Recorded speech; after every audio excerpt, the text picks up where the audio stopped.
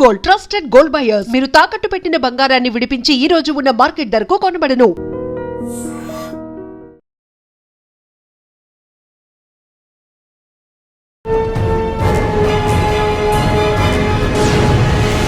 Welcome to crime diaries. Telugu రాష్ట్రాల్లో జనాల మధ్య తిరుగుతున్న పులులపై ఈరోజు టాపిక్.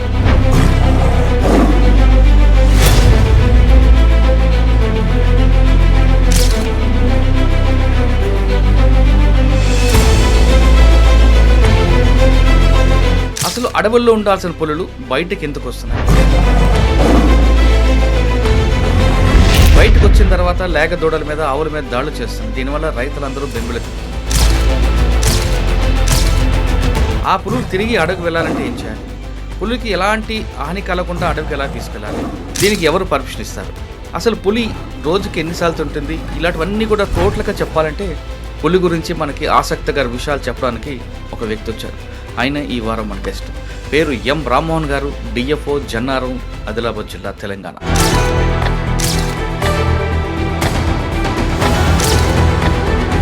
అంబ్రెల్లా అయితే మీరు ఎలాగైతే పట్టుకుంటే మనం దాని క్రింద మనకి ఎలాగ రక్షణ ఉంటుందో, టైగర్ కనుక ఉంటే మిగిలిన వాటికి రక్షణ ఉంటుంది. అసలు అడవిలోంచి పులి ఎందుకు బయటకు వస్తుంది? హెర్బివోర్ పాపులేషన్స్ ఆ విధంగా ప్రతి సంవత్సరం అక్కడ 60-70 ఎక్కువ పెరుగుతూ ఉండాలి ఎప్పటికీ. అక్కడ దుప్పులు కానీ, జింకలు కానీ, లేకపోతే పందులు కానీ ఏవైనా కూడా. అది ఎప్పుడైతే పెరగదో సమస్యలు వస్తాయి. ఆంధ్రప్రదేశ్ అలాగే తెలంగాణ వచ్చినటువంటి పులులు అక్కడి నుంచి వచ్చినటువంటివి 1,00,000 టైగర్లు కాస్త అది కొన్ని వేలకు వచ్చింది స్వతంత్రం వచ్చే టైంకి. ఆ తర్వాత 70లకు వచ్చేసరికి 100లకు వచ్చింది. తడోపాలో అట్లాంటి సమస్య ఏం లేదు యాక్చువల్, కానీ తడోపా నుంచి కూడా బయటకు వస్తున్నాయి. ఎందుకు? 100 కిలోమీటర్లు ప్రయాణం చేస్తాయి సార్. అవేంటంటే కొన్నింటికి వాటి యొక్క సహజాతాలు ఉంటాయి అన్నమాట. సార్, ఇప్పుడు ఎక్కడో తడవా నుంచి వచ్చిన టైగర్ ఇప్పుడు రంపచోడవరం ఫారెస్ట్లోకి వచ్చింది అనుకోండి, అక్కడే ఉంచమంటారా, తీసుకెళ్ళి జూలో పెట్టమంటారా? ప్రాబ్లం యానిమల్గా మారింది అనుకోండి, అంటే ఇంజురీస్ కావడము, లేకపోతే బాగా ఎక్కువగా జనాల నుంచి వ్యతిరేకత రావడము. టైగర్ యొక్క ఆహారంలో మనిషి అనేవాడు ఉండడు.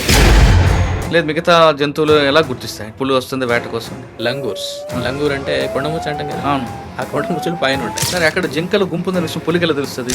మనం ఏదో జనం మామూలుగా అనుకునే ఏంటంటే పరిగెత్తి దాన్ని పట్టుకుంటుందని అనుకుంటాం. అది ఏం పరిగెత్తదు, అసలే పరిగెత్తదు. టైగర్కి ఏమంటారంటే ఎండ్లెస్ పేషెన్స్ అంటారు. ఎండ్లెస్ అంత పేషెన్స్ ఉండాలి, ఉంటేనే దొరుకుతుంది, లేకపోతే దొరకదు. రాజమండ్రిలో చూసాం, పొలాల్లో జంప్ చేసి వెళ్ళి దాకా, అంటే భయంతో కొంత దూరం వెళ్ళగలుగుతుంది అంతే. స్విమ్మింగ్ చేస్తుంటది పులి. ఓ బ్రహ్మాండంగా కొన్ని కిలోమీటర్ల వరకు స్విమ్మింగ్ చేసేస్తుంది. పంజా కొడితే ఎంత వెయిట్ పడుతుంది? ఎద్దు తల మీద కనుక కొడితే ఎద్దు తల పగిలిపోతుంది. పిల్లలు ఉన్నప్పుడు మగపులి దగ్గర రానిస్తుందండి? దగ్గరికి రాకుండానే వేరే వెళ్ళేది. ఎందుకంటే కొన్ని సందర్భాల్లో ఆ మగపులి వచ్చేటువంటి మగపులి పిల్లల సంతానం కానట్టయితే వీటిని చంపే అవకాశం కూడా ఉంటుంది. సార్, పులి తన ప్రాంతాన్ని ఎలా గుర్తించుకుంటుంది అండి? ఒక్కొక్కసారి టాయిలెట్ వెళ్తుంటది, ఒక చెట్ల ఊరుతారు. అవును, బాగుంది. టెరిటరీ అన్నాం కదా మనం ఇందాక. ఆ టెరిటరీని అది ఏం చేస్తుంది అంటే పూర్తిగా మీరు ఇందాక చెప్పినట్టుగా యూరినేషన్ చేస్తుంది. పులిని చూసి మనిషి ఏం నేర్చుకోవచ్చు? హంట్ చేసేటప్పుడు ఇదంతా పేషెన్స్, విపరీతమైనటువంటి పేషెన్స్ ఉంటుంది దానికి. తడోపాలన జరిగింది ఒకసారి. ఆ సందర్భంలో వీళ్ళు రకరకాల వాటి యొక్క పగ్ మార్క్స్, ఈ రేక్ మార్క్స్, స్క్రేప్ మార్క్స్, ఇట్లాంటి వాటినన్నింటినీ చూసేటువంటి క్రమంలో అనుకోకుండా టైగర్ అది అటు నుంచి వచ్చింది, వీళ్ళు ఇటు నుంచి వెళ్ళారు. మీరు బుక్ రాశారు, అందులో కంటెంట్ ఏంటి, ఏ ఉద్దేశం రాశారు? అసలు కంటెంట్ గురించి చెప్పండి ఒకసారి. పేపర్లలో కూడా చూడండి, ఆర్థిక విషయాలు, సామాజిక విషయాలు, పాలిటిక్స్, వీటి గురించి ఉంటాయి, కానీ పర్యావరణం గురించి ఉండదు. ఏ ప్రాంతంలో పులి ఉంది కానీ బి ప్రాంతంలో రావచ్చు అనే విషయం మీరు ఎలా అంచనా వేస్తారు? మా వాళ్ళు ఉంటారు, ట్రాకర్స్ ఉంటారు, టైగర్ ట్రాకర్స్.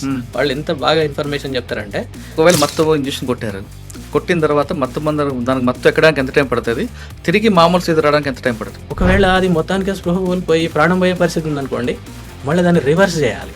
మనం ఇచ్చింది ఎక్కువైంది అన్నట్టు.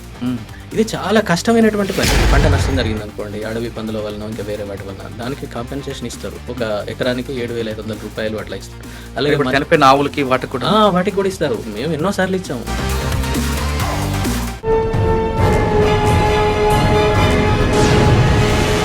Welcome to crime diaries. Telugu రాష్ట్రాల్లో జనాల మధ్య తిరుగుతున్న పులులపై ఈరోజు టాపిక్. అసలు అడవుల్లో ఉండాల్సిన పులులు బయటకు ఎందుకు వస్తున్నాయి? బయటకు వచ్చిన తర్వాత లేగ దూడల మీద ఆవుల మీద దాడులు చేస్తుంది. దీనివల్ల రైతులందరూ బెంబేలెత్తిపోతున్నారు. ఆ పులులు తిరిగి అడవికి వెళ్ళాలంటే ఏం చేయాలి? పులికి ఎలాంటి హాని కలగకుండా అడవికి ఎలా తీసుకెళ్ళాలి, లేదా హాని కలిగి తీసుకెళ్లాలా? దీనికి ఎవరు పర్మిషన్ ఇస్తారు? అసలు పులి రోజుకి ఎన్నిసార్లు తింటుంది? ఇలాంటివన్నీ కూడా టోటల్‌గా చెప్పాలంటే, పులి గురించి మనకి ఆసక్తికర విషయాలు చెప్పడానికి ఒక వ్యక్తొచ్చారు. ఆయన ఈ వారం మన గెస్ట్. పేరు ఎం. రామ్మోహన్ గారు. డీఎఫ్ఓ జన్నారం, ఆదిలాబాద్ జిల్లా, తెలంగాణ. రామ్మోహన్ గారు వైల్డ్ యానిమల్ మీద కాకుండా అసలు టోటల్ ఫారెస్ట్ డిపార్ట్‌మెంట్ మీద రీసెర్చ్ చేసున్నారు. ఆయన రాసిన బుక్స్ చాలా చాలా ఉంటాయి. అంటే ఒక గబ్బిలం గాని, ఒక బటర్‌ఫ్లై దగ్గర నుండి గబ్బిలం వరకు కూడా, అదేవిధంగా పిల్లి దగ్గర నుండి పులి వరకు, ఇంకా అడవిలోకి సంబంధించిన అన్ని విషయాల గురించి, వైల్డ్ యానిమల్ గాని, లేదా బర్డ్స్ వాక్ గురించి గాని, అసలు ఎన్విరాన్మెంట్ ఏంటి, ఇవన్నిటి మీద ఆయన రీసెర్చ్ చేస్తుంటారు. ఆయన్ని అడిగి అసలు అడవిలో ఉండాల్సిన పులులు ఇప్పుడు బయటికి ఎందుకు వస్తున్న విషయాన్ని సార్‌ని అడిగి తెలుసుకుందాం. సార్ నమస్తే అండి. సార్ నమస్కారం. రామ్మోహన్ గారు, డీఎఫ్ఓ జన్నారు. ఇంతకుముందు మీరు దూలపల్లి అకాడమీలో ఉన్నప్పుడు కూడా ఎక్కువ బుక్స్ అంతా కూడా పర్యావరణం మీద ఎక్కువ ఉంటుంది. అంటే మన ప్రకృతి ఏ విధంగా మనకిచ్చింది, దాన్ని ఎలా మనం కాపాడుకోకుండా దుర్వినియోగం చేస్తున్నాం, దానివల్ల జరిగే నష్టం ఏంటి, భావితరాలకి ఎలాగ నష్టం జరగబోతుంది అనే విషయాన్ని చాలా క్లియర్‌గా బుక్స్ రాస్తుంటారు. అందులో చాలా విషయాలు అంటే ఒక వైల్డ్ యానిమల్ కాదు, ప్రకృతి గురించి ఎక్కువ రాస్తుంటారు, అడవి గురించి రాస్తుంటారు. ఇప్పుడు అడవి అనగానే మనం ఇప్పుడు 2 రాష్ట్రాల్లో పులులు బయటకొచ్చాయి. ఆంధ్రప్రదేశ్‌లో పులి అయితే దొరికింది. మొత్తం ఇంజెక్షన్ ఇచ్చారు, తీసుకొచ్చారు. దాన్ని తీసుకొచ్చి విశాఖపట్నం జూలో పెట్టారు. కానీ తెలంగాణలో ఇంకా మాత్రం పులి తిరుగుతుంది. ఇక్కడ తెలంగాణకి, ఆంధ్రాకి రావడానికి పులులకి దగ్గర దగ్గర ఏమున్నాయి? అంటే ఇటు తడబ లేదా కవ్వాల్ టైగర్స్ ఉందా? అంటే ఆంధ్రప్రదేశ్‌కి వెళ్ళడానికి దగ్గరలో ఏమైనా అడవులు ఏమున్నాయా? అంటే ఏఓబీలో పులులు తక్కువ ఉన్నాయి కాబట్టి ఎక్కడి నుంచి పులి అంత దూరం ఇన్ని కిలోమీటర్లు ప్రయాణించి వచ్చింది. ఇక్కడ ఆ తెలంగాణ కంటే మనకి కవ్వాల్ టైగర్స్ ఉంది, లేదా అమరాబాద్ ఉంది, లేదా పక్కనే ఉన్న తడబ ఉంది కాబట్టి కారిడార్‌లో వచ్చింది అనుకోవచ్చు. కానీ ఆంధ్రప్రదేశ్‌కు అది కూడా తూర్పుగోదావరి జిల్లాకు వెళ్ళింది అన్నది ఒక చర్చ వచ్చింది. అంటే పక్కన ఉన్న మారేడుమిల్లి గాని, ముమ్మడివరం గాని అటువైపు నుంచి వచ్చిందా? అక్కడ పులులే ఉన్నాయా? అంటే కేవలం పులులు ఉన్న దగ్గర నుంచి పక్కకొస్తాయా? లేదా పులి ఎన్ని కిలోమీటర్ల ఆహారం కోసం వస్తది? అసలు అడవిలో ఉండాల్సిన పులి బయటికి ఎందుకొస్తుంది? ఇవన్నిటి గురించి మీ దగ్గర సమాధానం కావాలి. అసలు అడవిలోంచి పులి ఎందుకు బయటకొస్తుంది? సార్ నేను మీరు మంచి ఉపోద్ఘాతం ఇచ్చారు. ఆహ్, నేను ఫారెస్ట్ డివిజనల్ ఆఫీసర్ జన్నారంలో చేస్తున్నాను. హ్మ్. Kawal tiger reserve. మీరు పులి గురించి, వీటి గురించి గతంలో కూడా మనం మాట్లాడుకున్నాము. అవును. పులి అనేటువంటిది అటవీ ఆవరణ వ్యవస్థలో టాప్ ప్రిడేటర్. అంటే పైన ఉంటుంది, అన్నిటికంటే పైన ఉంటుందన్నమాట, పూర్తిగా అన్నిటి మీద. అంటే పులి ఒక ఉంది అని అంటే ఆ అడవి ఆరోగ్యంగా ఉన్నట్టు లెక్క, అచ్చా! ఆ అడవిలో సమస్యలు ఏమీ లేనట్టు లెక్క. అలాగే అక్కడ ఉన్నటువంటి వివిధ జంతు జనాభాలు కూడా సమతుల్యంగా ఉన్నట్టు లెక్క. హ్మ్. అలాగే వృక్షాలు, మొక్కలు కూడా బాగా ఉన్నట్టు లెక్క. అందుకనే దానికి టాప్ ప్రయారిటీ ఇస్తారనమాట. టైగర్ కనుక ఉంటే ఆ ఆవరణ వ్యవస్థ చాలా సమతుల్యంగా ఉందని అర్థం. అందుకనే దాన్ని అంబ్రెల్లా స్పీషీస్ అంటారు. హుహు. అంబ్రెల్లా అయితే మీరు ఎలాగైతే పట్టుకుంటే మనం దాని క్రింద మనకి ఎలాగ రక్షణ ఉంటుందో, టైగర్ కనుక ఉంటే మిగిలిన వాటికి రక్షణ ఉంటుంది. అచ్చా! అలాగే ఇంకేమంటారంటే దాన్ని కీ స్టోన్ స్పీసీస్ అని కూడా అంటారు. కీ స్టోన్ స్పీసీస్ అంటే ఏం లేదు. ఫర్ ఎగ్జాంపుల్ మనం ఒక ఇల్లు కడుతున్నాం అనుకోండి. ఇంట్లో అన్ని రాళ్ళు పెట్టి మనం పునాదులు, గోడలు, పైన స్లాబ్ ఇవన్నీ వేస్తాం రాళ్లతో కట్టినట్టయితే. అన్ని రాళ్లకు ఒకే రకమైన ప్రాముఖ్యత ఉండదు. కొన్ని చాలా ముఖ్యమైన రాళ్ళు ఉంటాయి. ఆ రాయి పోయిందంటే ఆ స్ట్రక్చర్ మొత్తం కూలిపోద్ది. అలాగే అంతటి ముఖ్యమైనటువంటి జాతి టైగర్ అనమాట. అంటే ఒక విధంగా అడవికి గొడుగు లాంటిది పులి. ఎస్, అడవికి గొడుగు లాంటిది, అడవికి ఆధారమైనటువంటిది. హ్మ్. అది ఏ విధంగా అంటే ఇప్పుడు టైగర్ ఉందనుకోండి. టైగర్ అది హెర్బివోర్ పాపులేషన్స్ అంటే దుప్పులు, జింకలు, పందులు ఇలాంటి వాటన్నింటిని కూడా వాటి యొక్క పాపులేషన్స్ని కంట్రోల్ చేస్తుంటుంది. అది వారానికి ఒక యానిమల్ని తింటుంది అంతే. తిన్నప్పుడల్లా ఒక 30-40 కేజెస్ అట్లా తినేస్తుంది. మళ్ళీ రెండో రోజు లేక మూడో రోజు మళ్ళీ వచ్చి మళ్ళీ కొంత తినేస్తుంది. మళ్ళీ వారం రోజుల వరకు మళ్ళీ తినదు. అది వారం 10 రోజుల వరకు అంటే ఒకసారి వేటాడిన తర్వాత వెంటనే తినదు. అంటే దాని బయాలజీ ఆ విధంగా ఇవాల్వ్ అయిందనమాట, అట్లా పరిణామం చెందింది. ఎందుకంటే ఎప్పటికీ మనలాగా ఖచ్చితంగా మధ్యాహ్నం దొరుకుద్ది, రాత్రి దొరుకుద్ది, రేపటికి దొరుకుద్ది అనేటువంటి ఉండవు యానిమల్స్ వేటికైనా కూడా. ఆ విధంగా వాటికి అట్లా డెవలప్ అయిపోయి ఉందన్నమాట. అంటే ఎస్పెషల్లీ కార్నివోర్స్లో, అంటే మాంసాహార జంతువులు. ఈ మాంసాహార జంతువుల్లో మళ్ళీ ఇది టాప్ ప్రెడేటర్. సో ఇది ఒకసారి తిన్నదంటే మళ్ళీ వారం రోజుల దాకా తినదు. అట్లా చూసినప్పుడు ఒక నెలలో ఒక 4-5 కంటే ఎక్కువ తినదు. ఒకవేళ పిల్లలతో ఉందనుకోండి, దానికి ఎక్కువ అవసరం ఉంటుంది. ఎందుకంటే పిల్లలు కూడా పెట్టాలి కాబట్టి వేటాడిన తర్వాత అది తినేసి మిగిలినటువంటి ఆహారాన్ని పిల్లలకు కూడా తీసుకెళ్తుంది. సో అప్పుడు నెలకు 4 అయ్యేటువంటివి 6-7 వరకు కూడా వెళ్ళొచ్చు. అట్లా ఆలోచిస్తే 60-70 జంతువులు కావాలి. ప్రతి సంవత్సరం, అంతే ప్రతి సంవత్సరం. ఆ విధంగా ప్రతి సంవత్సరం అక్కడ 60-70 ఎక్కువ పెరుగుతూ ఉండాలి ఎప్పటికీ. అక్కడ దుప్పులు కానీ, జింకలు కానీ, లేకపోతే పందులు కానీ ఏవైనా కూడా. అది ఎప్పుడైతే పెరగదో సమస్యలు వస్తుంటాయి. మీరు ఇందాక అడిగారు కదా, ఎందుకు బయటకు వస్తున్నాయి ముఖ్యంగా. మన దగ్గరికి వచ్చేసరికి పులి ఉన్నటువంటి ప్రాంతాలు ప్రధానంగా 2. ఒకటి అమ్రాబాద్ టైగర్ రిజర్వ్ అనేది ఒకటి, ఇంకొకటి కవాల్ టైగర్ రిజర్వ్, నేను పనిచేస్తున్నటువంటి ప్రాంతం. ఈ 2 ప్రాంతాల్లో టైగర్ రిజర్వ్స్ ఇవి. దేశంలోనే 58 టైగర్ రిజర్వ్స్ ఉన్నాయి, అందులో 2 మన దగ్గర ఉన్నాయి. అమ్రాబాద్లో చాలా సుమారు 30-35 టైగర్స్ వరకు ఉన్నాయి. అవి అవతల పక్కన ఉన్నటువంటి కృష్ణానదికి అవతల పక్కన ఉన్నటువంటి ఆంధ్రప్రదేశ్లో నాగార్జున సాగర్, శ్రీశైలం టైగర్ రిజర్వ్ ఉంది కదా, సో అటువైపు కూడా వెళ్ళొస్తుంటాయి. సో అక్కడ 30-35 సుమారు 27-28 వరకు పెద్దవి ఉన్నాయి. చిన్న కప్స్ కూడా ఉంటాయి అన్నమాట, ఒక 7-8 కప్స్ వరకు ఉన్నాయి. అలాగే కవాల్ టైగర్ రిజర్వ్లో కూడా ఇప్పటికీ ఒక 7-8 రిపోర్ట్ అవుతుంటాయి ఇప్పటికీ. సో ఇప్పుడు ఈ 2 మనం ఇందాక చెప్పుకున్నటువంటి ఆంధ్రప్రదేశ్ అలాగే తెలంగాణలో తిరుగుతున్నటువంటి పులులు అక్కడి నుంచి వచ్చినటువంటివే. అవి ఎక్కడి నుంచి వచ్చాయంటే, మీరు ఇందాక చెప్పారు తడోబా అని. ఆ తడోబా, అలాగే ఇంకోవైపు తిప్పేశ్వర్ అని ఒక ప్రాంతం ఉంటుంది. తిప్పేశ్వర్ అండ్ తడోబా, ఈ ప్రాంతంలో అక్కడ ఉన్నటువంటి అటవీ శాఖ చేపట్టినటువంటి సంరక్షణ కార్యక్రమాల కారణంగా వాళ్ళ టైగర్ రిజర్వ్స్లో టైగర్ల సంఖ్య చాలా బాగా పెరిగిపోయింది. సార్ అక్కడ తిప్పేశ్వర్తో పాటు చంద్రపూర్ కూడా ఉంది కదా. చంద్రపూర్, ఇదంతా ఏంటి, తడోబా అనేది చంద్రపూర్ జిల్లా చంద్రపూర్ అనమాట. కాకపోతే అడవి ఆ ప్రాంతంలో ఉంటుంది, ఇది తడోబా ప్రాంతం. ఓకే. బలార్షా మీరు పేరు విని ఉంటారు. అవును. బలార్షా దాటి వెళ్ళాల్సి వస్తుంది, బలార్పూర్ అని కూడా అంటారు. అయితే అడవి ఉన్నటువంటి ఈ ప్రాంతాలు ఇటు తిప్పేశ్వర్ కానీ అవి, అంటే మిగతా ప్రాంతాల్లో కూడా అడవి ఉంది, లేదని కాదు. కాకపోతే టైగర్ రిజర్వ్స్ అనేటువంటి కాన్సెప్ట్ ఎలా వచ్చిందంటే, ఎక్కడైతే టైగర్స్ సంఖ్య ఎక్కువగా ఉందో వాటికి ప్రత్యేకంగా ఒక హోదా, టైగర్ రిజర్వ్ అనేటువంటి హోదా ఇచ్చేసి టైగర్లను మేస్తున్నారు. అంటే వాటి యొక్క సంఖ్యను పెంచడానికి కావాల్సినటువంటి సంరక్షణ పద్ధతులన్నింటినీ అమలు చేస్తున్నారు అనమాట. ఇది కూడా ఎక్కడ వచ్చిందంటే, మనది ఇప్పుడు యాక్చువల్గా ఏదైనా 19th సెంచరీ ప్రాంతంలో 1,00,000 టైగర్స్ ఉన్నటువంటి ఏరియాస్ ఇవన్నీ కూడా మన ప్రాంతంలో, మన దేశంలో. 1,00,000 టైగర్లు కాస్త అది కొన్ని వేలకు వచ్చింది స్వతంత్రం వచ్చే టైంకి. ఆ తర్వాత 70లకు వచ్చేసరికి 100లకు వచ్చింది. 1,00,000 పోయి 1,000 పోయి 100లకు వచ్చింది. 100లకు రాగానే వెంటనే ఈ టైగర్స్ సంబంధించి ప్రత్యేకమైనటువంటి కార్యాచరణ చేపట్టింది అనమాట. అందులోనే ప్రాజెక్ట్ టైగర్ అనేటువంటిది. దాంట్లో భాగంగానే టైగర్ రిజర్వ్స్ ఏర్పడ్డాయి. ఓకే సార్, ఇప్పుడు కవ్వాల్ టైగర్స్ నుంచి ఇటు తెలంగాణకు వచ్చింది అనుకుందాం. ఎస్, ఇప్పుడు తిరుగుతున్న పులి సిద్దిపేట, యాదగిరిగుట్ట. మరి ఆంధ్రప్రదేశ్లో రంపచోడవరం, తూర్పుగోదావరికి వచ్చిన పులి ఎక్కడి నుంచి వచ్చింది? అది కూడా అక్కడ నుంచే వచ్చింది సార్. ఏంటంటే మీరు ఎక్కడి నుండి? ఒకసారి కవ్వాల్ టైగర్ రిజర్వ్ నుంచి, అంటే మహారాష్ట్ర నుంచే వచ్చేసినాయి అనమాట ఇవన్నీ కూడా. అవునా? ఎస్. అయితే ఇవన్నీ కూడా ఇదేంటంటే ఒకే రకమైనటువంటి, మీరు ఒకసారి మ్యాప్ చూస్తే, ఆ మ్యాప్ కనుక మనం పరిశీలిస్తే, ఏది వెజిటేషన్ మ్యాప్ అంటే చెట్లు అడవులు ఎక్కడెక్కడ ఉన్నాయని కానీ ఆలోచిస్తే క్లియర్గా ఇదంతా కూడా ఇక్కడ ఉన్నటువంటి తడోబా, ఆదిలాబాదు, తర్వాత కరీంనగర్, ఖమ్మము, ఈస్ట్ గోదావరి, ఇట్లా ఇదంతా కలిసే ఉంటుంది యాక్చువల్గా. మనం మ్యాప్ చూస్తే తెలుస్తుంది, ఆ పచ్చదనం కనిపిస్తుంది అనమాట. కాకపోతే రకరకాల కారణాల వలన అవి మధ్యలో ఫ్రాగ్మెంటేషన్ జరగడము, లేకపోతే వ్యవసాయానికి మారిపోవడము ఇలా జరిగిందనమాట. కానీ నిజానికి అదంతా కలిసి ఉన్నటువంటిదే. అదంతా మళ్ళీ లాస్ట్కి మళ్ళీ అది చివరికి వెళ్ళి అటు ఏది ఏఓబి మీరు ఇందాక అన్నారు కదా, ఒరిస్సా అటువైపు కూడా వెళ్ళిపోతుంది అది. ఓకే. అట్లా ఇదంతా కనెక్టింగ్ ప్యాచెస్ ఇవన్నీ కూడా. అయితే ఇంకొకటి ఏంటంటే, కొన్ని ప్రాంతాలు ప్రత్యేకంగా ఉన్నాయి. ఫర్ ఎగ్జాంపుల్ తడోబా, అలాగే మన దగ్గర కవాల్ టైగర్ రిజర్వ్, అలాగే ఛత్తీస్గఢ్లో ఇంద్రావతి టైగర్ రిజర్వ్. ఇవి టైగర్స్ ఉన్నటువంటి ప్రాంతాలు. వీటిని కనెక్ట్ చేస్తూ కారిడార్స్ అనేటువంటివి ఉంటాయి.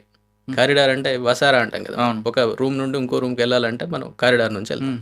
అట్లాగే కొన్ని ప్రాంతాలు కారిడార్ ప్రాంతాలు ఉంటాయి, అక్కడ నుంచి కూడా వెళ్తుంటాయి అన్నమాట. అవి వెళ్ళి ఒక ప్రొటెక్టెడ్ ఏరియా నుండి ఇంకొక ప్రొటెక్టెడ్ ఏరియా, లైక్ ఒక టైగర్ రిజర్వ్ నుండి ఇంకో టైగర్ రిజర్వ్ ఏరియాకి వెళ్తుంటాయి.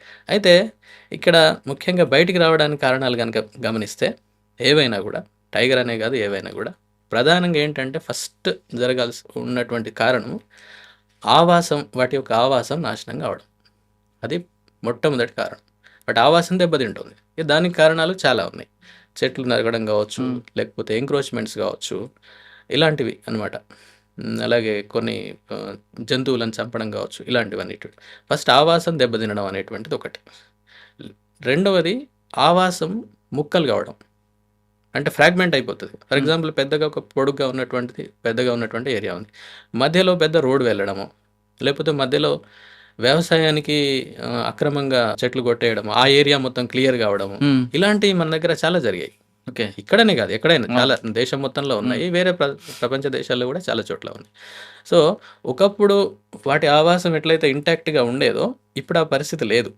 బికాజ్ ఆఫ్ మన మనిషి యొక్క ఇంటర్ఫిరెన్స్ కారణంగా దాంట్లోకి వ్యవసాయం పేరుతోటో లేకపోతే ఇంకా అభివృద్ధి కార్యక్రమాలు కావచ్చు, ఇలాంటివి ఏవైనా కావచ్చు. అది ఇంకొకటి ఏంటంటే దానికి కావాల్సినటువంటి ఆహారం లేకపోవడం సమృద్ధిగా.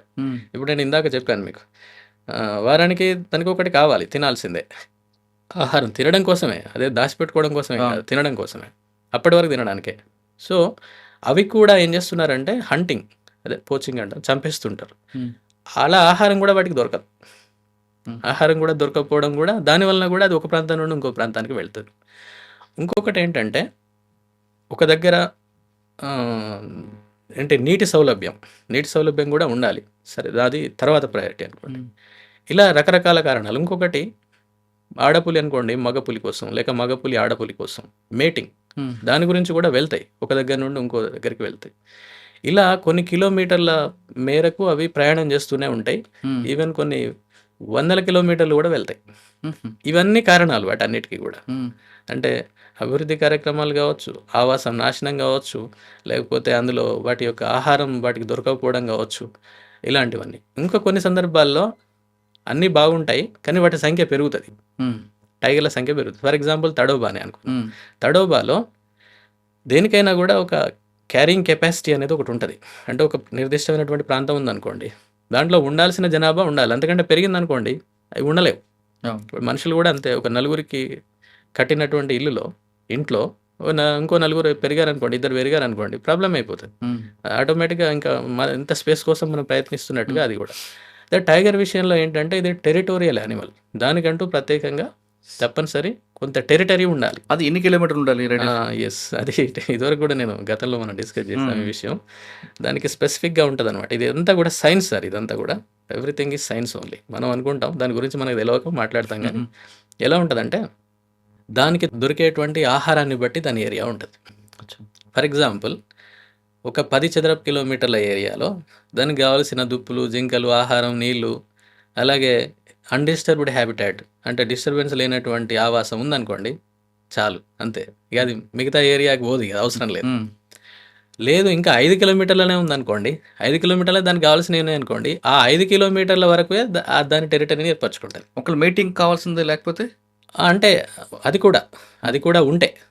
కూడా ఉంటే ప్రాబ్లం ఏం లేదు. సరే, ఒకవేళ కావాలనుకుంటే వెళ్తే వస్తుంది, అది అంతే. అలాగే ఇంకేంటంటే మగ పులి యొక్క టెరిటరీలో ఆడపులుల యొక్క టెరిటరీ కూడా ఉంటుంది, అలా కూడా ఉంటుంది. లేక వెళ్ళైనా వస్తుంది అది. ఓకే, సో నేను ఇందాక చెప్పిన పాయింట్ ఏంటంటే ఒకవేళ ఆ ఏరియాలో ఫర్ ఎగ్జాంపుల్ ఇందాక మనం కారణాలలో దుప్పులు, జింకలు ఇట్లాంటి వాటిని చంపేయడం వలన వెళ్ళిపోతుంది అని అనుకున్నాం కదా. ఇప్పుడు ఇక్కడ ఏమవుతుందంటే కొన్ని దుప్పులు, జింకలు చనిపోయినాయి అనుకోండి, మనం చంపేసేటప్పుడు ఏమవుతుంది, దాని యొక్క ఏరియా 10 చదరపు కిలోమీటర్లు కాస్త 20 చదరపు కిలోమీటర్లు పెరుగుతుంది. పెరగడం వల్ల ఏమవుతుంది, మానవ ఆవాసాలు ఇంకేదైనా ఉంటే ఆ ఏరియా కూడా అందులోకి వచ్చేస్తుంది.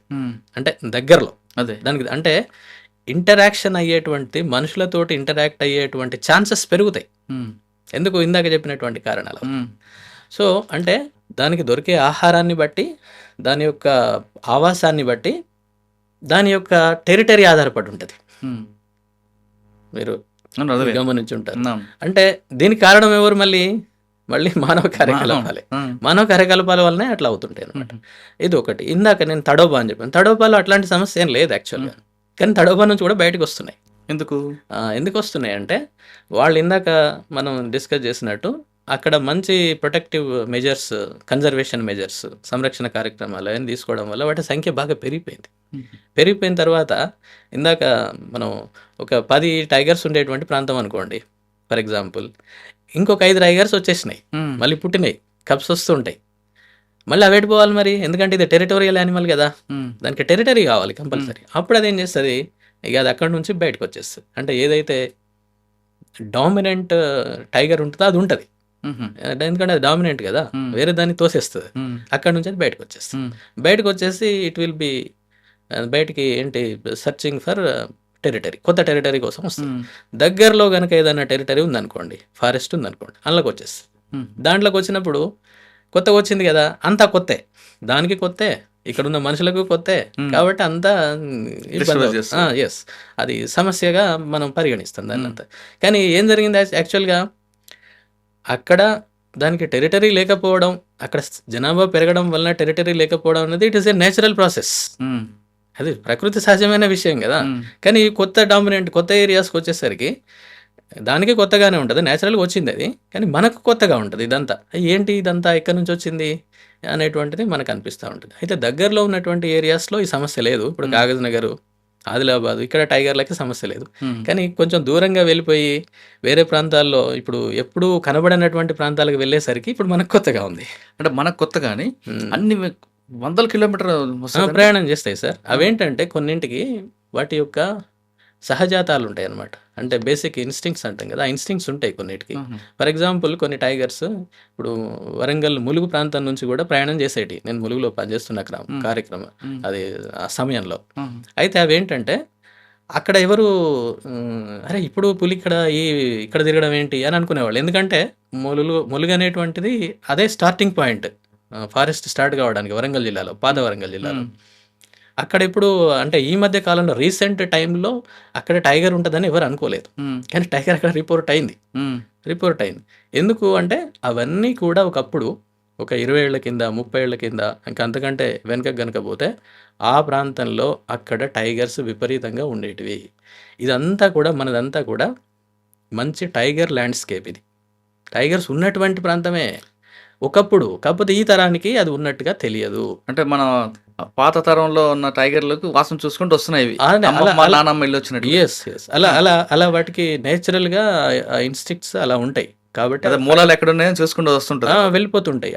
అదే దారిలో అవి వెళ్ళిపోతుంటాయి, in search of territory, in search of mate. Okay, అట్లా ఆడపులి అయితే మగపులి. సార్ ఇప్పుడు ఎక్కడో తొడవా నుంచి వచ్చిన టైగర్ ఇప్పుడు రంపచోడవరం ఫారెస్ట్లోకి వచ్చింది అనుకోండి, అక్కడే ఉంచమంటారా, తీసుకెళ్ళి జూలో పెట్టమంటారా? అంటే అక్కడ ఇష్యూస్ ఏం లేనప్పుడు ఉంటుంది సార్, అది ఆటోమేటిక్గా ఉంటుంది, దానికి పెద్ద ప్రాబ్లం ఏం లేదు. దాని యొక్క నేచురల్ హ్యాబిటేట్లో అది ఉంటుంది. కానీ ఎప్పుడైతే అది బాగా ప్రాబ్లం యానిమల్గా మారింది అనుకోండి, అంటే ఇంజురీస్ కావడమో, లేకపోతే బాగా ఎక్కువగా జనాల నుంచి వ్యతిరేకత రావడమో, లేక ప్రాణ నష్టం జరగడం, ఇలాంటి అవకాశం ఉంటే మాత్రం అప్పుడు దాన్ని తీసుకెళ్తారు. అంతేగాని మామూలుగానైతే ఏం జరగదు. ఎందుకంటే సార్ ఒక విషయం, ఇక్కడ టైగర్ యొక్క ఆహారంలో మనిషి అనేవాడు ఉండడు. ఇప్పుడు మీరు ఒక ఎగ్జాంపుల్, అది అక్కడ నుంచి వచ్చింది, అది ఎన్ని ఊళ్ళు తిరిగిపోయింది ఇప్పుడు అంత దూరం వెళ్ళడానికి, చాలా కానీ ఎక్కడన్నా మనుషుల మీద జరిగిందా? ఎక్కడన్నా జరగలేదు కదా. మనిషిలో అంటే దాని యొక్క ఆహారంలో ఉండరు. దాని యొక్క ఆహారం ఏంటంటే ప్రధానంగా అంగ్యులేట్స్ అంటారు, అంటే గిట్టలు ఉన్నటువంటి జంతువులు, వాటిని తింటుంది అది, అంతే, వేరే వాటిని తినదు. అయితే కొన్ని ఇన్సిడెంట్స్ జరగవని కాదు, కొన్ని జరుగుతాయి. అదేంటంటే మిస్టేక్స్ కొన్ని. ఫర్ ఎగ్జాంపుల్ ఇక్కడ బెజ్జూరు ప్రాంతంలో, రెబ్బెన ప్రాంతంలో 1-2 ఏరియాస్లో ఒక 2-3 ఏళ్ల కింద జరిగాయి. దాడి చేసి ఒకరిద్దరిని చంపేసి వాళ్ళు ఏంటంటే కూర్చున్నారు. వాళ్ళు ఇట్లా కూర్చున్నప్పుడు అది మిస్టేక్ అవుతుంది అనమాట. అంటే అది యానిమల్ అనుకుంటుంది మనిషిని, ఇట్లా కూర్చున్నప్పుడు 4 కాళ్ళ జంతువుగా అనుకుంటుంది. కూర్చున్నప్పుడు ఎలా ఉంటుంది, సైజ్ తక్కువైపోతాం కదా, మనలో సగం 3 ఫీట్లే ఉంటాం.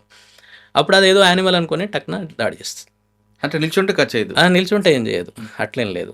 ఓకే, నిల్చున్న చేయదు, దాని ముందు పరిగెడితే చేస్తుందా? పరిగెట్టకూడదు. పరిగెడితే ఏమవుద్ది అంటే అది డిస్టర్బ్ అవుతుంది, అదేమన్నా నన్ను ఏమన్నా చేస్తున్నారేమో అని అది అనుకునే ఛాన్సెస్, దానికి ప్రాణ భయం. ఎస్, అంతే. ఏదికైనా తప్పకుండా ఏ యానిమల్కైనా భయం ఉంటుంది, బాగా భయం ఉంటుంది. అందుకనే చూడండి, మనం ఇప్పుడు ఈవెన్ ఎకో టూరిజం ఏరియాస్లో కూడా వెళ్ళినప్పుడు మనకు యానిమల్స్ చాలా తక్కువ కనిపిస్తుంటాయి. టైగర్ లాంటి అయితే అది మనల్ని చూస్తుంది చాలాసార్లు, కానీ మనం దాన్ని చూడడం చాలా తక్కువ, వెళ్ళిపోతుంది. ఎందుకంటే భయం, అది ఒక రకమైనటువంటి భయం వాటిలలో అది ఉంటుంది అనమాట, సహజంగా ఉండేటువంటి భయం. కొన్ని బాగా ఎక్కువ పాపులర్ ఎకో టూరిజం డెస్టినేషన్స్లో మాత్రం కొంచెం అలవాటు పడిపోయి దగ్గరకు వస్తుంటాయి, అలవాటు పడతాయి అవి. అంతేగాని యాక్చువల్గా సహజంగా ఉండే ఏ యానిమల్ అయినా కూడా దానికి భయం ఉంటుంది బాగా బాగా అంటే బాగా భయం ఉంటుంది. అందుకని మళ్ళీ ఎందుకు ఇంకొకటి ఏంటంటే వాటి సెన్సెస్ బాగా స్ట్రాంగ్ ఉంటాయి. వినడం, చూడడం బాగా చూస్తుంది. అది మనల్ని ఈజీగా గమనిస్తుంది, ఈజీగా వింటది, విని రిట్రీట్ అయిపోద్ది అది దూరంగానే. ఒక 100-200 మీటర్ల దూరం నుండే మనల్ని గమనించేసి అంటే ఏంటి మనుషులు వినికిడి వినా లేదంటే ఎస్ ఏ ఏదైనా జంతు సౌండ్ వచ్చింది? ఏ జంతువు అని కాదు, మనుషులు ముఖ్యంగా. వేరే వాటితోటి సమస్యలు ఏమి ఉండవు వాటికి. టైగర్కి వేరే దానితో ఏం సమస్య ఉంటుంది? ఏమి ఉండదు. వీడు మన కోసం చొర్రని వెళ్ళిపోద్ది. అంటే భయం ఉంటుంది, ఒక రకమైనటువంటి ఎలూఫ్నెస్, దూరంగా ఉండడం అనేది. ఏ యానిమల్ అయినా అంతే, వైల్డ్ యానిమల్ ఏదైనా కానివ్వండి, మీరు వేరే ఏవైనా. సార్ ఒకసారి మనం పులి గురించి మాట్లాడదాం మరొకసారి. పులి ఒక అడవిలో చెప్తున్న అడవులు దాని టెరిటరీలో ఉండి వేటకు వెళ్తున్న సమయాన్ని, అంటే ఆ ప్రాంతంలో జింకలు ఉన్నాయి, దానికి కావాల్సిన ఫుడ్ ఉందని ఎలా గుర్తిస్తుంది? అది ఈ ప్రాంతం నుంచి ఇంకో ప్రాంతంకి వెళ్తున్న విషయాన్ని నేచర్ ఏమో చెప్తాదా, లేదు మిగతా జంతువులు ఎలా గుర్తిస్తాయి పులి వస్తుంది వేట కోసం అని? అంటే వాటికి కూడా సెన్సెస్ ఉంటాయి. ఇప్పుడు ఫర్ ఎగ్జాంపుల్ టైగర్, మీరు మామూలుగా వీడియోలు ఇట్లాంటి వాటిలలో కూడా చూసేది, నేను కొత్త విషయం ఏం కాదు నేను చెప్పేది. టైగర్ వస్తుంది అనుకోండి, అన్నీ అలర్ట్ అయిపోతాయి. టైగర్ ఎట్లా అయితే నేను ఇందాక ఎన్ని జంతువులు మనుషులను చూసినప్పుడు ఇంకా చూసినప్పుడు అలర్ట్ అయిపోతాయి అని చెప్పినాడు కదా, సేమ్ అట్లాగే టైగర్ వస్తుంది అంటే మిగతా యానిమల్స్ అన్నీ కూడా అలర్ట్ అయిపోతాయి. ఎలా తెలుస్తుంది? సెన్సెస్ అవి అంతే, దాన్ని ఆ సెన్సెస్ ఉంటాయి వాటికి. అంటే ఆ జ్ఞానేంద్రియాలు ఆ విధంగా పనిచేస్తాయి మొత్తం. పైన కొన్ని పిచ్చుకలు alert చేస్తాడు కదా? లంగూర్స్ లాంటివి. లంగూర్ అంటే కొండముచ్చు అంటాం కదా, అవును. ఆ కొండముచ్చులు పైన ఉంటాయి. అయితే మిగతా అన్నిటికంటే కొండముచ్చుకు కింద ఏం జరుగుతుంది కనబడే అవకాశం చాలా ఎక్కువ. కాబట్టి అది గమనిస్తుంది, గమనించి కాల్ చేస్తుంది. It is called alarm call. Alarm call అన్నట్టు. అంటే కింద ఏమైనా ముఖ్యంగా స్పాటెడ్ డియర్ ఉంటాయి కదా, ఆ స్పాటెడ్ డియర్ అవి మేస్తుంటాయి మామూలుగా. ఏది చుక్కల దుప్పులు మేస్తుంటాయి. దానికంటే ఫస్ట్ కనిపించేటువంటిది లంగూరుకు, ఎందుకంటే ఇది చెట్టు మీద ఉంటుంది కాబట్టి అది చూస్తుంది. చూసి వెంటనే అలారం కాల్ చేస్తుంది. చేస్తే అది వెంటనే ఇవి అలర్ట్ అయిపోయి వెంటనే అక్కడి నుంచి వెళ్ళిపోవడమా లేక గమనించుకుంటూ చూడడమా చేస్తాయి అనమాట. సో ఇట్లా ప్రతి ఒక్కటి, ఎందుకంటే అది టాప్ ప్రెడేటర్ కాబట్టి చంపడానికి, అది వేటాడడానికి దానికి తప్పనిసరి అది చేస్తుంది. సరే, అక్కడ జింకలు గుంపు ఉందనే విషయం పులికి ఎలా తెలుస్తుంది? అంటే సార్ ఒకటి ఏంటంటే టైగర్ చేసేటువంటిది ఇప్పుడు కూడా దాని వేట విధానం అంతా డిఫరెంట్గా ఉంటుంది. అదేం చేస్తుంది అంటే, మనం ఏదో జనం మామూలుగా అనుకునేది ఏంటంటే పరిగెత్తి దాన్ని పట్టుకుంటుందని అనుకుంటాం. అది ఏం పరిగెత్తదు, అసలే పరిగెత్తదు. ఒక దగ్గర కూర్చొని ఉంటుంది. అంబుష్ ప్రెడేటర్ అంటారు దాన్ని. అంబుష్ అంటే మీకు ఐడియా? మాట వేయడం. మాట వేసి అక్కడ కూర్చొని ఉంటుంది. అది ఎక్కడ కూర్చుంటుంది దానికి తెలుసు, ఎక్కడ దాని ప్రే దొరుకుద్ది, ఆహారం ఎక్కడ దొరుకుతుంది, ఎక్కడ వీటికి ఏంటి గడ్డి కావాలి కదా, గడ్డి ఇతరత్ర జంతువులు ఇవే కదా తినేది. ఆ మెడోస్ అంటే పచ్చిక పేర్లు ఎక్కడున్నాయి, తినేటువంటి ఎక్కడున్నాయో దానికి తెలుసు. ఆ ప్రాంతాల్లో ఉంటుంది అది. అక్కడ కూడా నక్కి కూర్చొని ఉంటుంది. లేకపోతే ఇంకొకటి ఏంటి, వాటర్, నీళ్ళ కోసం ప్రతి జంతువు రావాల్సిందే కదా, ఆ ప్రాంతం అక్కడ కూర్చొని ఉంటుంది అది. అంతే. ఇవి ప్రధానమైనటువంటి, మిగిలినవి కూడా ఉండొచ్చు కానీ ఇవైతే ప్రధానం. అక్కడ కూర్చొని ఉంటుంది అది. కూర్చొని వెయిట్ చేస్తూ ఉంటుంది అంతే. దగ్గరికి రాగానే టార్గెట్ని చూసుకొని దాని మీద పడుతుంది, పట్టేసి దాన్ని చంపేస్తుంది అంతే. అది కూడా మనం మళ్ళీ ఇంకొక అపోహ ఏంటంటే టైగర్ అంటే అన్ని అదేంటి చేయగానే వేట మొదలు పెట్టగానే ఖచ్చితంగా చంపేస్తుందని అనుకుంటారు కానీ అసలే కాదు. అది 20 సార్లు అది ప్రయత్నం చేస్తే 1 లేక 2 సార్లు సక్సెస్ అవుద్ది అంతే. మిగతా సార్లు అంతా ఫెయిలే. ఎందుకు? ఇదెంత రెడీనెస్ తోటి ఉందో ఎదుటి యానిమల్ కూడా తప్పించుకోవడానికి అన్ని రకాలుగా చేస్తుంది. అంతేకాదు దాని శాయశక్తులు అది కృషి చేస్తుంది. దీనికేమో ఆహారం కోసం ఇది చేస్తుంది, అదేమో ప్రాణం కోసం అది చేస్తుంది. కాబట్టి ఇక్కడ దొరకడం కూడా చాలా కష్టం. అట్లా అయితే ఇలాంటి ప్లేసెస్ చూసుకొని అక్కడ ఉంటుంది అనమాట. సీక్రెట్గా ఉంటుంది. చాలా పేషెన్స్ ఉండాలి టైగర్కి. ఏమంటారంటే ఎండ్లెస్ పేషెన్స్ అంటారు. ఎండ్లెస్ అంతం లేదు, అంత పేషెన్స్ ఉండాలి. ఉంటేనే అది దొరుకుతుంది, లేకపోతే దొరకదు. ఎందుకంటే ఇదేంటంటే ఒక్కసారి పరిగెత్తలేదు టైగర్. పరిగెత్తేదో ఏది మన చీతా ఉంది చూసారా, చీతా కానీ లెపర్డ్ కానీ వాటిలాగా పరిగెత్తలేదు. అవి వాటి యొక్క బాడీ అదంతా కూడా స్లీక్గా ఉంటాయి, సన్నగా ఉంటాయి. కానీ టైగర్ అనేది అలా ఉండదు, బాగా రోబస్ట్ ఉంటుంది. అది 200-300 కిలోలు ఉంటుంది. అంటే ఒక పులి 300 కేజీలు హైయెస్ట్ 200 అయితే కామన్ కదా, 150-200 కేజీలు ఈజీగా ఉంటుంది. సో అది అంత బరువుతోటి ఎట్లా పరిగెత్తిద్ది? ఒకవేళ పరిగెత్తినా కూడా ఒక 5-10 మీటర్ల వరకు పరిగెత్తిద్ది అంతే. సడన్ రష్ అక్కడ వరకు టక్కున వెళ్ళి దాన్ని పట్టుకుంటే దొరికితే ఓకే, దొరకకపోతే ఇట్ విల్ కమ్ బ్యాక్. అంతేగాని దాన్ని బట్టి పరిగెత్తడం అసాధ్యం. ఎందుకంటే దాని యొక్క శరీరం ఆ విధంగా ఉంటుంది. ఎందుకు అంటే అది డెన్స్ ఫారెస్ట్ యానిమల్ అనమాట. అది అంటే ఫారెస్ట్ ఎక్కడైతే బాగుంటుందో అక్కడ ఫారెస్ట్లో పరిగెత్తడం సాధ్యం కాదు.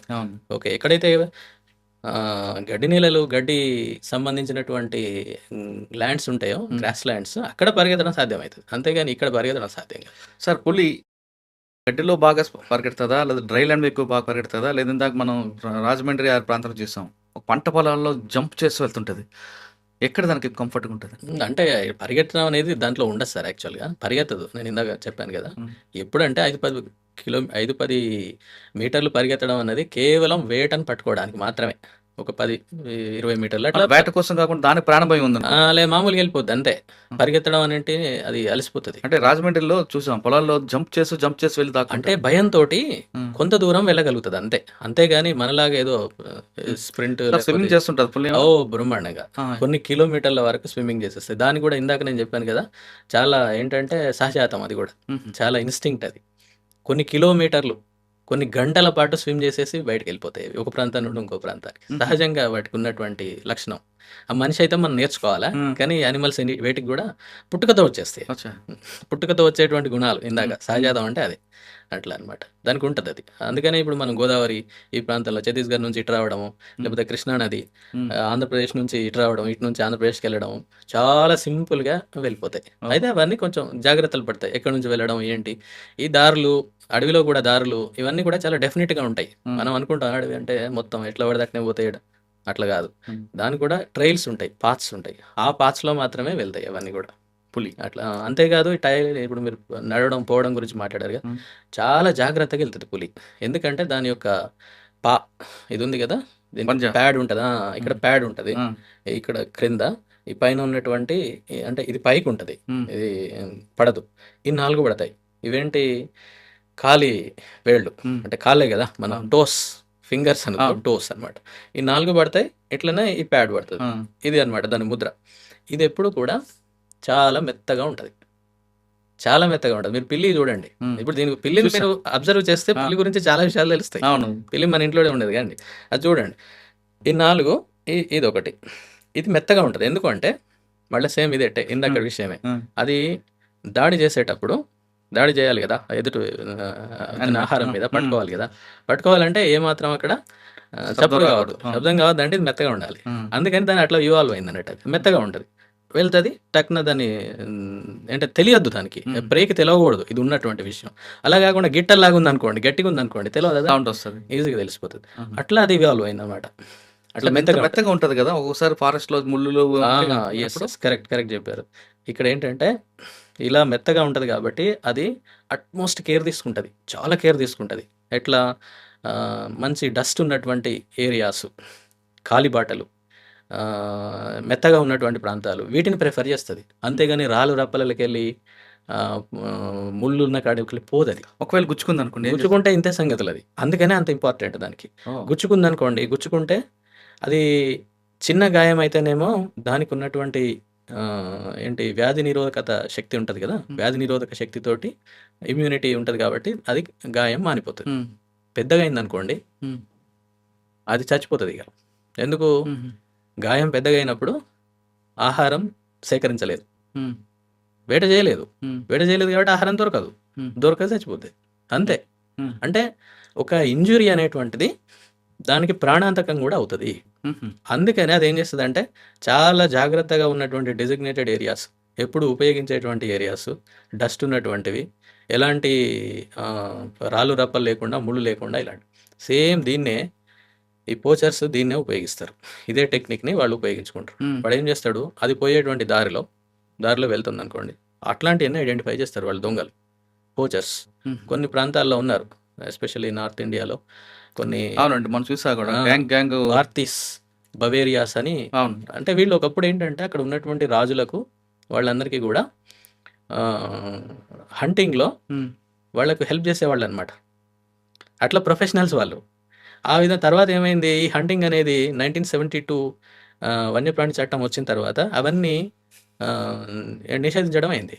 తర్వాత వాళ్ళకి ఏమి ఉపాధి లేకుండా పోయింది, వ్యవసాయం అట్లాంటి పనులకు వెళ్ళిపోయారు. కానీ కొంతమంది ఈ దీంట్లోకి మళ్ళీ ఇదేమైందంటే, ఈ టైగర్ గురించి కొన్ని మూఢనమ్మకాలు ఇలాంటివి ఉన్నాయి కదా, వీటి కారణంగా దీని ఒక మార్కెట్ ఇలాంటివి ఉండవు, వాటిని చంపడము ఇలాంటివి చేస్తుంటారు. వాళ్ళు ఏం చేస్తారంటే, ఈ దారిలో ఆ టైగర్ పోయేటువంటి దారిలో అట్లాంటి వాటిని ఐడెంటిఫై చేసి, వాడు ఏం చేయడు, సింపుల్గా ఎండు పుల్లలు, ఎండు కట్టెలు దాని అడ్డంగా వేస్తాడు అంతే. అదేం చేస్తుంది, వచ్చిన తర్వాత దానికి అర్థమవుతుంది ఇక్కడ ఏదో ఎండు పుల్ల ఉందని అంటే, అది కట్టె ఉందని అంటే, అది డీటూర్ పక్కకు తీసుకుంటుంది, డైవర్షన్ తీసుకుంటుంది. ఆ డైవర్షన్ తీసుకునే కాడ వాడు ట్రాప్స్ చేస్తారు, అందులో పడిపోతుంది. అంత సింపుల్. అంటే ఇక్కడ చూడండి, అది మెత్తటి ప్యాడ్ కారణంగా, కారణంగా అదేమో వేరే వాటిని రాళ్ళు, పుల్లలు, ముళ్ళు ఉన్నటువంటి ఏరియాకి ప్రిఫర్ చేయకపోవడం వలన ఇలా ట్రాప్లో పడిపోతుంది అన్నట్టు. సార్ ట్రాప్లో పడింది, వాడు తీసిన గొంతులో పడింది అనుకుందాం, దాన్ని ఎలా చంపుతాడు? చంపుతారండి వాళ్ళు, స్పియర్స్ పెట్టి చంపేస్తారు. దానిలో పడ్డ తర్వాత ఏముంది, అది ఎంత శక్తి ఉన్నా అదేం చేయలేదు, పొడుస్తారు, ఇక రకరకాలుగా చేసేస్తారు. అరుస్తుంది కదండి అది? అరుస్తుంది, అన్ని రకాలుగా చేస్తుంది, పొడుస్తారు వాళ్ళంతా. ఓకే సార్, పొడిచిని చంపిన తర్వాత కొన్ని స్టేట్లో చూసా వాళ్ళు తీసుకెళ్లి చైనాకో వాటికి అమ్ముతారట. అదే సార్, ఇక్కడ ఏంటంటే దీని చుట్టూ కూడా కొన్ని అపోహలు, ఇవన్నీ ఏం లేదు. టైగర్ అన్ని ఏదో చెప్తారు, అదంతా టైగర్ మాంసము, లేకపోతే దాని చర్మము, దాని యొక్క గోర్లు, దాని యొక్క బోన్స్ తీసుకెళ్ళి అమ్ముతున్నారట, దానివల్ల అన్ని అన్ని అన్ని అయితే ఏముండదండి అలా, అదంతా ట్రాష్, ఏమీ ఉండదు దాంట్లో. అవి తింటే ఏదో అవుతుంది, లేకపోతే ఇప్పుడు మీకు అక్కడ దాకా ఎందుకు, మనం అవి పులిగోర్లు మెడలేసుకొని చర్మం మీద కూర్చోవాలి, కూర్చుంటారు, కూర్చొని పూజలు చేయడమో, లేకపోతే ఇంకేదో పెట్టుకుంటే డబ్బులు వస్తాయనో, ఏమి ఉండదు అదంతా కూడా. ఇవన్నీ మూఢనమ్మకాలు. ఇప్పుడు ముఖ్యంగా చైనా లాంటి మార్కెట్లో అది ఎక్కువ నమ్మకం అనమాట వాళ్ళకి బాగా. దాని కారణంగా ఇక్కడ చంపేసి బయటకు వెళ్ళడం ఇలాంటివి జరుగుతుంది. ఇది ఒక ఆర్గనైజ్డ్ క్రైమ్ అవుతుంది. ఎస్. ఇక దానికి పెద్ద ఎత్తున పెద్ద ఆర్గనైజేషన్స్ కూడా ఉన్నాయి, ఇంటర్నేషనల్ లెవెల్లో కూడా దానికి ఉన్నటువంటి. ఎక్కువగా తడబ మీద ఎక్కువ ఫోకస్ ఉందని ఈ మధ్యన అన్ని చోట్ల. అంటే ఎక్కడైతే టైగర్ ఏరియాస్ ఉంటాయో అక్కడ, అంటే ముఖ్యంగా ఇంకేం చేస్తారంటే వాళ్ళు ఎక్కడైతే వీక్గా ఉందో, వీక్ ప్రొటెక్షన్, వీక్ కన్జర్వేషన్ ఉంటుంది కదా, వీక్గా ఉన్నటువంటి ప్రాంతాలు, అంటే సరిగ్గా ఎన్ఫోర్స్మెంట్ లేక అట్లాంటి వాటి మీద ఎక్కువ చేస్తారు. ఈ తడోబా లాంటివి అంటే ఓకే, వాళ్ళు ఎస్టాబ్లిష్డ్ బాగానే ఉంటుంది, బట్ ఉండొచ్చు, చెప్పలేము. అదే ఇది ఎప్పటికీ ఇక మేము నిరంతరం దీనిపైన నిఘా పెట్టాలి. ఇప్పుడు కొత్త వాళ్ళు ఎవరైనా వచ్చారా ఊళ్ళోకి, ఈ ప్రాంతంలో ఎవరైనా ఉన్నారా, ఏం చేస్తున్నారు వాళ్ళు, ఇది కూడా అటవీ శాఖ వాళ్ళు చూడాల్సిందే, తప్పదు. మీ దగ్గర ఎన్ని ఉంటాయండి కవ్వాళ్ళు? కవాళ్ళలో ఇప్పటి వరకు ఆ ప్రాంతంలో, అంటే కవాల్ టైగర్ రిజర్వ్ విషయానికి వస్తే ఇప్పుడు కూడా ఒక 7-8 వరకు ఈజీగా ఉన్నాయి సార్. ఈజీగా తిరుగుతున్న, ఫ్రీగా ఉన్నాయంటే వాటికి కావాల్సిన ఆహారం దొరికిందా, అవి కూడా బయటకు ఉంటున్నాయి, ఏం లేదు, బయటకు వచ్చే లేదు, ఉన్నాయి, అక్కడ ఉన్నాయి సార్. పులి పంజా కొడితే ఎంత వెయిట్ పడుతుంది? చాలా సార్, అది ఏంటంటే కొన్ని వందల ఏంటి దాన్ని PSI చెప్తారు కదా, ఒత్తిడి అంత. అంటే దాన్ని మామూలుగా చెప్పాలంటే ఏం చెప్తారంటే, ఫర్ ఎగ్జాంపుల్ ఒక ఎద్దు తల ఉందనుకోండి, ఎద్దు తల మీద కనుక కొడితే ఎద్దు తల పగిలిపోతుంది, పులి పంజాతో పగిలిపోతుంది. అంటే అంత ఫోర్స్ ఉంటుంది. అందుకనే దాన్ని రైల్ ఇంజన్తో పోలుస్తారు సార్. పులి పంజా కొడితే ఇంకా అంటే ఇప్పుడు చూడండి, ఒక ఏంటి ఆవు యొక్క స్కల్ ఎంత గట్టిగా ఉంటుంది, అది చాలా గట్టిగా ఉంటుంది కదా, సో అదే పగిలిపోతుంది, అంత ఫోర్స్ అనమాట. అలాగే కాదు దాని యొక్క ఎట్లా అంటే హ్యామర్తో పోలుస్తారు దాన్ని. హ్యామర్ సుత్తే ఉంటుంది కదా, సుత్తెతోటి మీరు ఏదైనా వేరే ఏ పరికరం అయినా మిగతా వాటి అన్నిటికంటే సుత్తే అనేది చాలా భిన్నమైంది, అంటే ఎక్కువ ఫోర్స్ పడుతుంది, దాంతో ఎక్కువ ఒత్తిడి పడుతుంది, ఆ సుత్తెతో పోలుస్తారు అనమాట దాన్ని. సార్, పులి నాలిక మీద కూడా ముళ్ళు ఉంటాయి, అది ఎవరు మనుషులకు కానీ స్కిన్ కానీ వేస్తే బ్లడ్ వస్తుంది అంటారు. అంటే ఏంటంటే సార్, ఇప్పుడు పులి ఎందుకు అలా ఉంటుంది అనమాట, అంటే దానిపైన ఉన్నటువంటివి కాస్త కొంచెం రఫ్గా ఉంటుంది పైన నాలుక మీద. ఎందుకు, అది మాంసాహారం కదా తినేది. ఆ మాంసం ఇప్పుడు తిన్నప్పుడు కూడా దేనికి పట్టుకొని ఉంటుంది, అది లోపల ఏదైనా ఆహారం లోపల అది ఎముకలకు పట్టుకొని ఉంటుంది కదా, ఏదైనా మనం ఇప్పుడు చికెన్ మటన్ తిన్నప్పుడు పట్టుకొని ఉంటుంది. ఆ పట్టుకొని ఉన్నప్పుడు దాన్ని లాగాలంటే మనకంటేనేమో చేతులు ఉన్నాయి, అది ఎట్లా లాగుతుంది, మరి లాగలేదు కదా. అందుకని ఈ పరిణామం అలా ఏంటిది నాలుక ఆ విధంగా పరిణామం చెందింది అనమాట. పట్టుకొని ఇట్లా లాగింది అనుకోండి, అది మొత్తం వచ్చేస్తుంది, కాబట్టి తినేస్తుంది. అచ్చా సార్, ఒక జంతువుని చంపిన తర్వాత ఫస్ట్ ఇక్కడ పట్టుకుంటుంది, ఇక్కడ గొంతు పట్టుకుంటుంది, ప్రాణం పోతుంది. కాబట్టి గొంతు లేక మెడ, ఏదైనా మెడ కానీ, అంటే పై భాగం కానీ కింది భాగం కానీ. ఎందుకంటే ఈ పైనుంచి క్రిందికి పోయేటువంటి దమనులు, సిరలు ఉంటాయి కదా, అవి లేకపోతే వాయునాళం, ఇవి ముఖ్యమైనవి. మిగతా ఎక్కడ పట్టుకున్నా కూడా అది ఆ యానిమల్ రెసిస్ట్ చేస్తుంది ఏదైనా. చంపిన తర్వాత ఏ పార్ట్ ఎక్కువ ఇష్టం ఉంటుంది అంటే అది ఏం చేస్తుంది అంటే అండి, ఎక్కువగా పులి విషయంలో పులి తినేటువంటిది మాంసం మాత్రమే, మాంసం తింటది అంతే. మిగతా అది కూడా రోజు తిందు, లోపల పొట్ట పేగులు ఇట్లాంటి వాటిని తినదు అది, అవన్నీ వదిలేస్తుంది, కేవలం మాంసాన్ని తింటది. అది ఎక్కడ ఓపెన్ చేస్తుంది అంటే వెనక భాగం నుంచి ఓపెన్ చేస్తుంది. వెనుక భాగం నుండి ఓపెన్ చేసుకుంటూ తినుకుంటూ మొత్తం మాంసం భాగం ఎక్కడెక్కడ ఉందో ఆ భాగం అంతా తినేస్తుంది. తినేసి అప్పటికే ఒక 20 కేజీలు 30 కేజీలు అట్లా తినేస్తుంది. అయితే ఏంటంటే ఒక 2-3 రోజులు ఆగిందనుకోండి, 2-3 డేస్ వెయిట్ కూడా చేస్తుంది అది. ఎందుకంటే అది కొంచెం ప్యూరిఫై కావాలి. అయితే ఇది ఈజీగా వస్తుంది. అవును, ఎండిపోయిన తర్వాత బయటకు ఎండిపోవడం అని కాదు కానీ మైక్రోబ్ యాక్టివిటీ పెరిగిద్ది అనమాట. అంటే సూక్ష్మజీవులు ఎక్కువగా దానిపైన చేరుతాయి. చేరి కొంచెం ఆ మాంసం ఈజీగా వచ్చేస్తుంది తినడానికి లాగితే. సో అట్లా కూడా ఒక 2-3 రోజులు ఉంటుంది. అంటే ఇప్పుడు ఇక్కడ ఏంటంటే అది ఒకవేళ ఏదైనా చంపేసింది అని అంటే ఒక 2-3 రోజులు అక్కడ ఉండే ఛాన్స్ ఉంటుంది. టైగర్ ఉంటుంది, ఎందుకంటే మళ్ళీ తింటుంది అది. రెండోసారి తినొచ్చు, మూడోసారి కూడా తినొచ్చు చెప్పలే. కానీ ఈ 2-3 రోజుల్లో చుట్టుపక్కల నక్కలు మిగతా కూడా ఎస్ సార్ ష్యూర్, ఖచ్చితంగా. అదే అందుకనే ఇప్పుడు నేను ఇందాక టాప్ ప్రెడేటర్ అని అన్నాము, లేకపోతే keystone species, umbrella stone species అనే దానికి మంచి కరెక్ట్ పాయింట్ వచ్చారు మీరు. ఏంటంటే ఒక యానిమల్ని ఫర్ ఎగ్జాంపుల్ ఒక సాంబార్ అనేటువంటి దుప్పిని చంపేసి తినదనుకోండి, తినేస్తే ఇది మాంసం పార్ట్ ఇట్లాంటి అనేది తినేస్తుంది వెళ్ళిపోద్ది, అయిపోయింది దాని పని. వెళ్ళిపోయిన తర్వాత చిన్న నక్కలు, చిన్న నక్క, పెద్ద నక్క, వూల్ఫ్ ఇట్లాంటివి ఎన్నో ఉంటాయి. అవన్నీ వచ్చేసి మిగిలినటువంటి పార్ట్, మిగిలింది ఏదైతే ఉంటుందో అది తినేస్తాయి. ఈవెన్ లెపర్డ్ కూడా తినేస్తుంది. ఏది ముఖ్యంగా పొట్టపేగులు ఇలాంటివి ఉంటాయి కదా, వాటన్నిటి తినేస్తుంది. లాస్ట్కు ఎముకలు మిగిలి ఉంటాయి. ఆ ఎముకలు మిగలడానికి హైనా అనేది ఒకటి ఉంటుంది, ఏగోళం ఉంటుంది, దాన్ని కొండ్రీస్ అని కూడా అంటారు. కొంచెం వికారంగా ఉంటుంది అది చూడడానికి. అది ఏంటంటే ఎముకలు తింటుంది, ఎముకల్నే తింటుంది. ఎముకల్ని తినే విధంగా దాని దవడలు అవన్నీ కూడా ఉంటాయి. అంటే చూడండి, ఒక యానిమల్ని టైగర్ హంట్ చేసి తిన్నప్పుడు, చంపినప్పుడు ఎన్ని యానిమల్స్ దాని మీద ఆధారపడి పనిచేస్తాయి. ఎస్, అదొక ఈకో సిస్టమ్ అనమాట. సార్ ఇది కాకుండా రాబందులు కూడా వస్తాయట కదా? ఎస్, లాస్ట్కు అవి ఇంకా మిగిలినటువంటివి ఏమైనా ఉంటే అవి కూడా వస్తాయి. కాకపోతే ఇక రాబందుల సంఖ్య మనకు తెలిసిందే, ఇప్పుడు పూర్తిగా తగ్గిపోయింది. పూర్తిగా 96-99% వాటి సంఖ్య పూర్తిగా నాశనం అయిపోయింది. మళ్ళీ రికవర్ అవుతున్నాయి క్రమక్రమంగా. కేవలం ఒక దగ్గర మాత్రమే కొన్ని ఉన్నాయి, అది కూడా మహారాష్ట్ర బోర్డర్లో ఉన్నటువంటి బెజూర్ అనేటువంటి ప్రాంతాల్లో. సార్ ఇది కాకుండా జింకలు, సాంబార్ కాకుండా ఇండియన్ గవర్నమెంట్ ఎక్కువ ఇష్టపడుతుంది కదా? ఎస్, ఎందుకంటే దానికి సరిపోయేటువంటి ఆహారం అనమాట.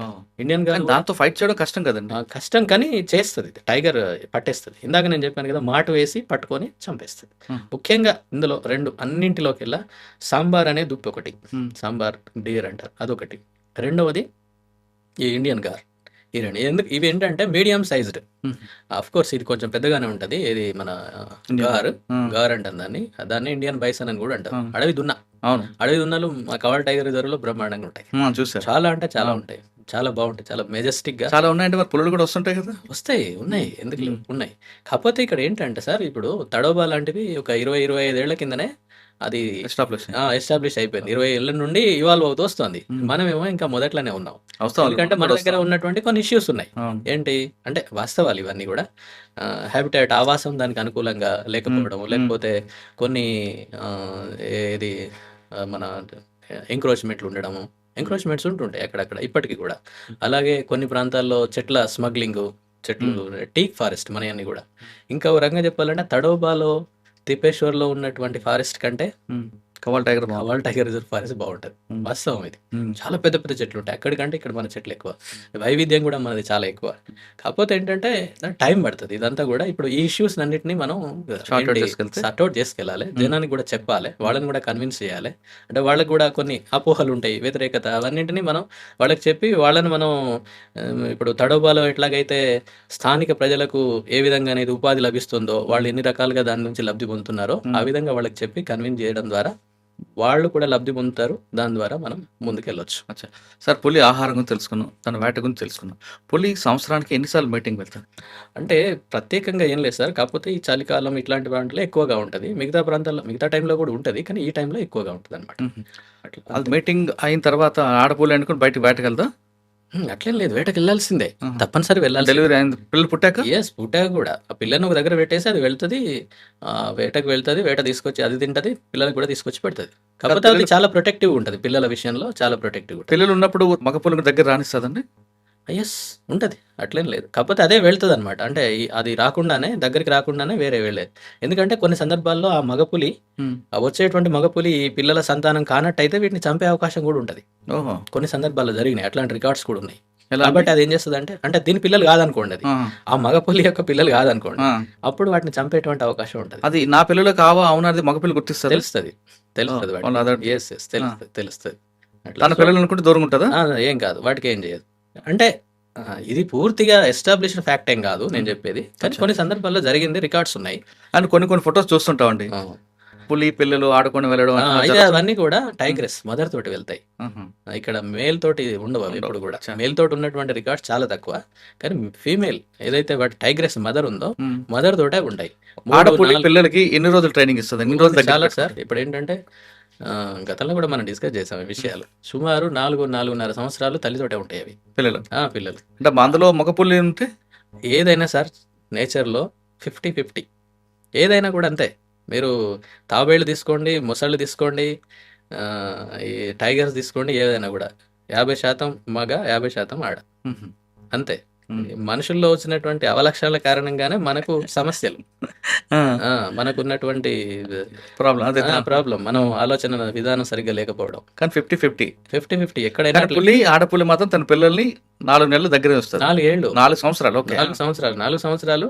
ఇప్పుడు పిల్లి కదా, మీరు పిల్లిని మీరు మామూలుగా ఊళ్ళలో పుట్టి పెరిగినటువంటి వాళ్ళు అయితే తెలుస్తుంది. ఆ, అదేం చేస్తుంది, దాని కళ్ళు తెరుచుకోదు అది కొంతకాలం. సేమ్ ఇది కూడా అంతే, కళ్ళు తెరుచుకోవాలి. అవి పూర్తిగా దాన్ని కాపాడుకుంటూ అక్కడే ఉంటాయి.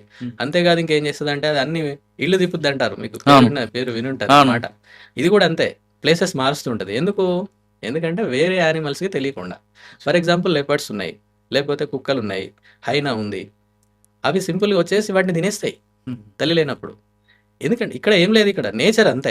దానికి ఇప్పుడు దీనికి అది సంతానం కావచ్చు, కానీ దానికి అది ఆహారం. నేచర్లో ప్రకృతి ధర్మాలు అవన్నీ కూడా. దానిని కాపాడుకోవడం కోసం అది ఏం చేస్తుంది అంటే, ఇప్పుడు ఇక్కడ ఉంది, ఇక్కడ పెట్టింది అది, పిల్లలు ఇక్కడ కన్నదనుకోండి, కొన్ని రోజులు కాగానే దీన్ని షిఫ్ట్ చేసేస్తుంది. ఎందుకంటే అది పసిగడుతున్నాయి అనుకోండి, అది తెలుస్తుంది అన్నట్టు వేరే ఏవో దీన్ని పసిగడుతున్నాయి అనేటువంటి విషయం తెలిసిపోయి వెంటనే వాటిని మార్చేస్తుంది. అట్లా 2-3 ప్రాంతాలు మార్చేస్తుంది. అవి పెరుగుతాయి, కొంచెం పెద్దగా అవుతాయి, కళ్ళు తెరుచుకోవడం పెద్దగా అయినప్పుడు వాటికి ట్రైనింగ్ కూడా ఇస్తుంది అది. ఏంటి వాటికి అవే ఆడుతూ ఉంటాయి, పిల్లలు ఆడుకుంటా ఉంటాయి చూసారా, కుక్కలు కూడా ఆడుకుంటా ఉంటాయి చూసారా, ఓదాని కూడా కొట్టుకుంటా ఉంటాయి. That is part of training only, hunting training అదంతా, బాక్సింగ్ పాయింగ్ అవన్నీ ఉంటాయి అన్నమాట. అట్లాగే అది ఏం చేస్తుంది, వేరే ప్రాంతానికి తీసుకెళ్ళి హంటింగ్ అప్పుడు కూడా అది ఎట్లా చేయాలి ఏంటి, ఈవెన్ చంపిన తర్వాత దాన్ని తినడం ఎట్లా, దాన్ని క్యారకాస్ని ఎట్లా ఓపెన్ చేస్తారు ఏంటి, అవన్నీ కూడా తల్లి ద్వారా నేర్చుకుంటాయి. ఇవన్నీ కూడా ఇవి కూడా ఏంటంటే పుల్లలు పుడతాయి, కానీ అన్నీ ఏం బతకవు. అందులో ఒక ప్రాంతంలో 10 పుట్టాయి అనుకోండి, అంటే ఒక ప్రాంతంలో, నేను అనేది ఒక దానికని కాదు, అందులో 1 లేక 2 పిల్లల కంటే ఎక్కువ బతకవు. మిగతా ఇందులో చచ్చిపోతాయి అంతే, న్యాచురల్ అదంతా. ఎందుకు అంటే వాటికి కూడా మనకు వచ్చినట్టుగానే రకరకాల డిసీజెస్ వస్తాయి. తప్పదు. ఇప్పుడు మనం అంటేనేమో మనకు మెడికల్ ఫెసిలిటీస్ అన్నీ ఉన్నాయి, వాటికి ఏముంటాయి ఏముండవు. కాబట్టి అట్లా కొంత చనిపోతాయి. చనిపోయిన తర్వాత ఏం చేస్తుందండి? ఏం న్యాచురల్గా పోతాయండి, అదంతే. అక్కడ వదిలేస్తే అది వేరే యానిమల్స్ తినేస్తాయి వాటిని. సరే, బతుకున్న పిల్లలు ఏం చేస్తుంది?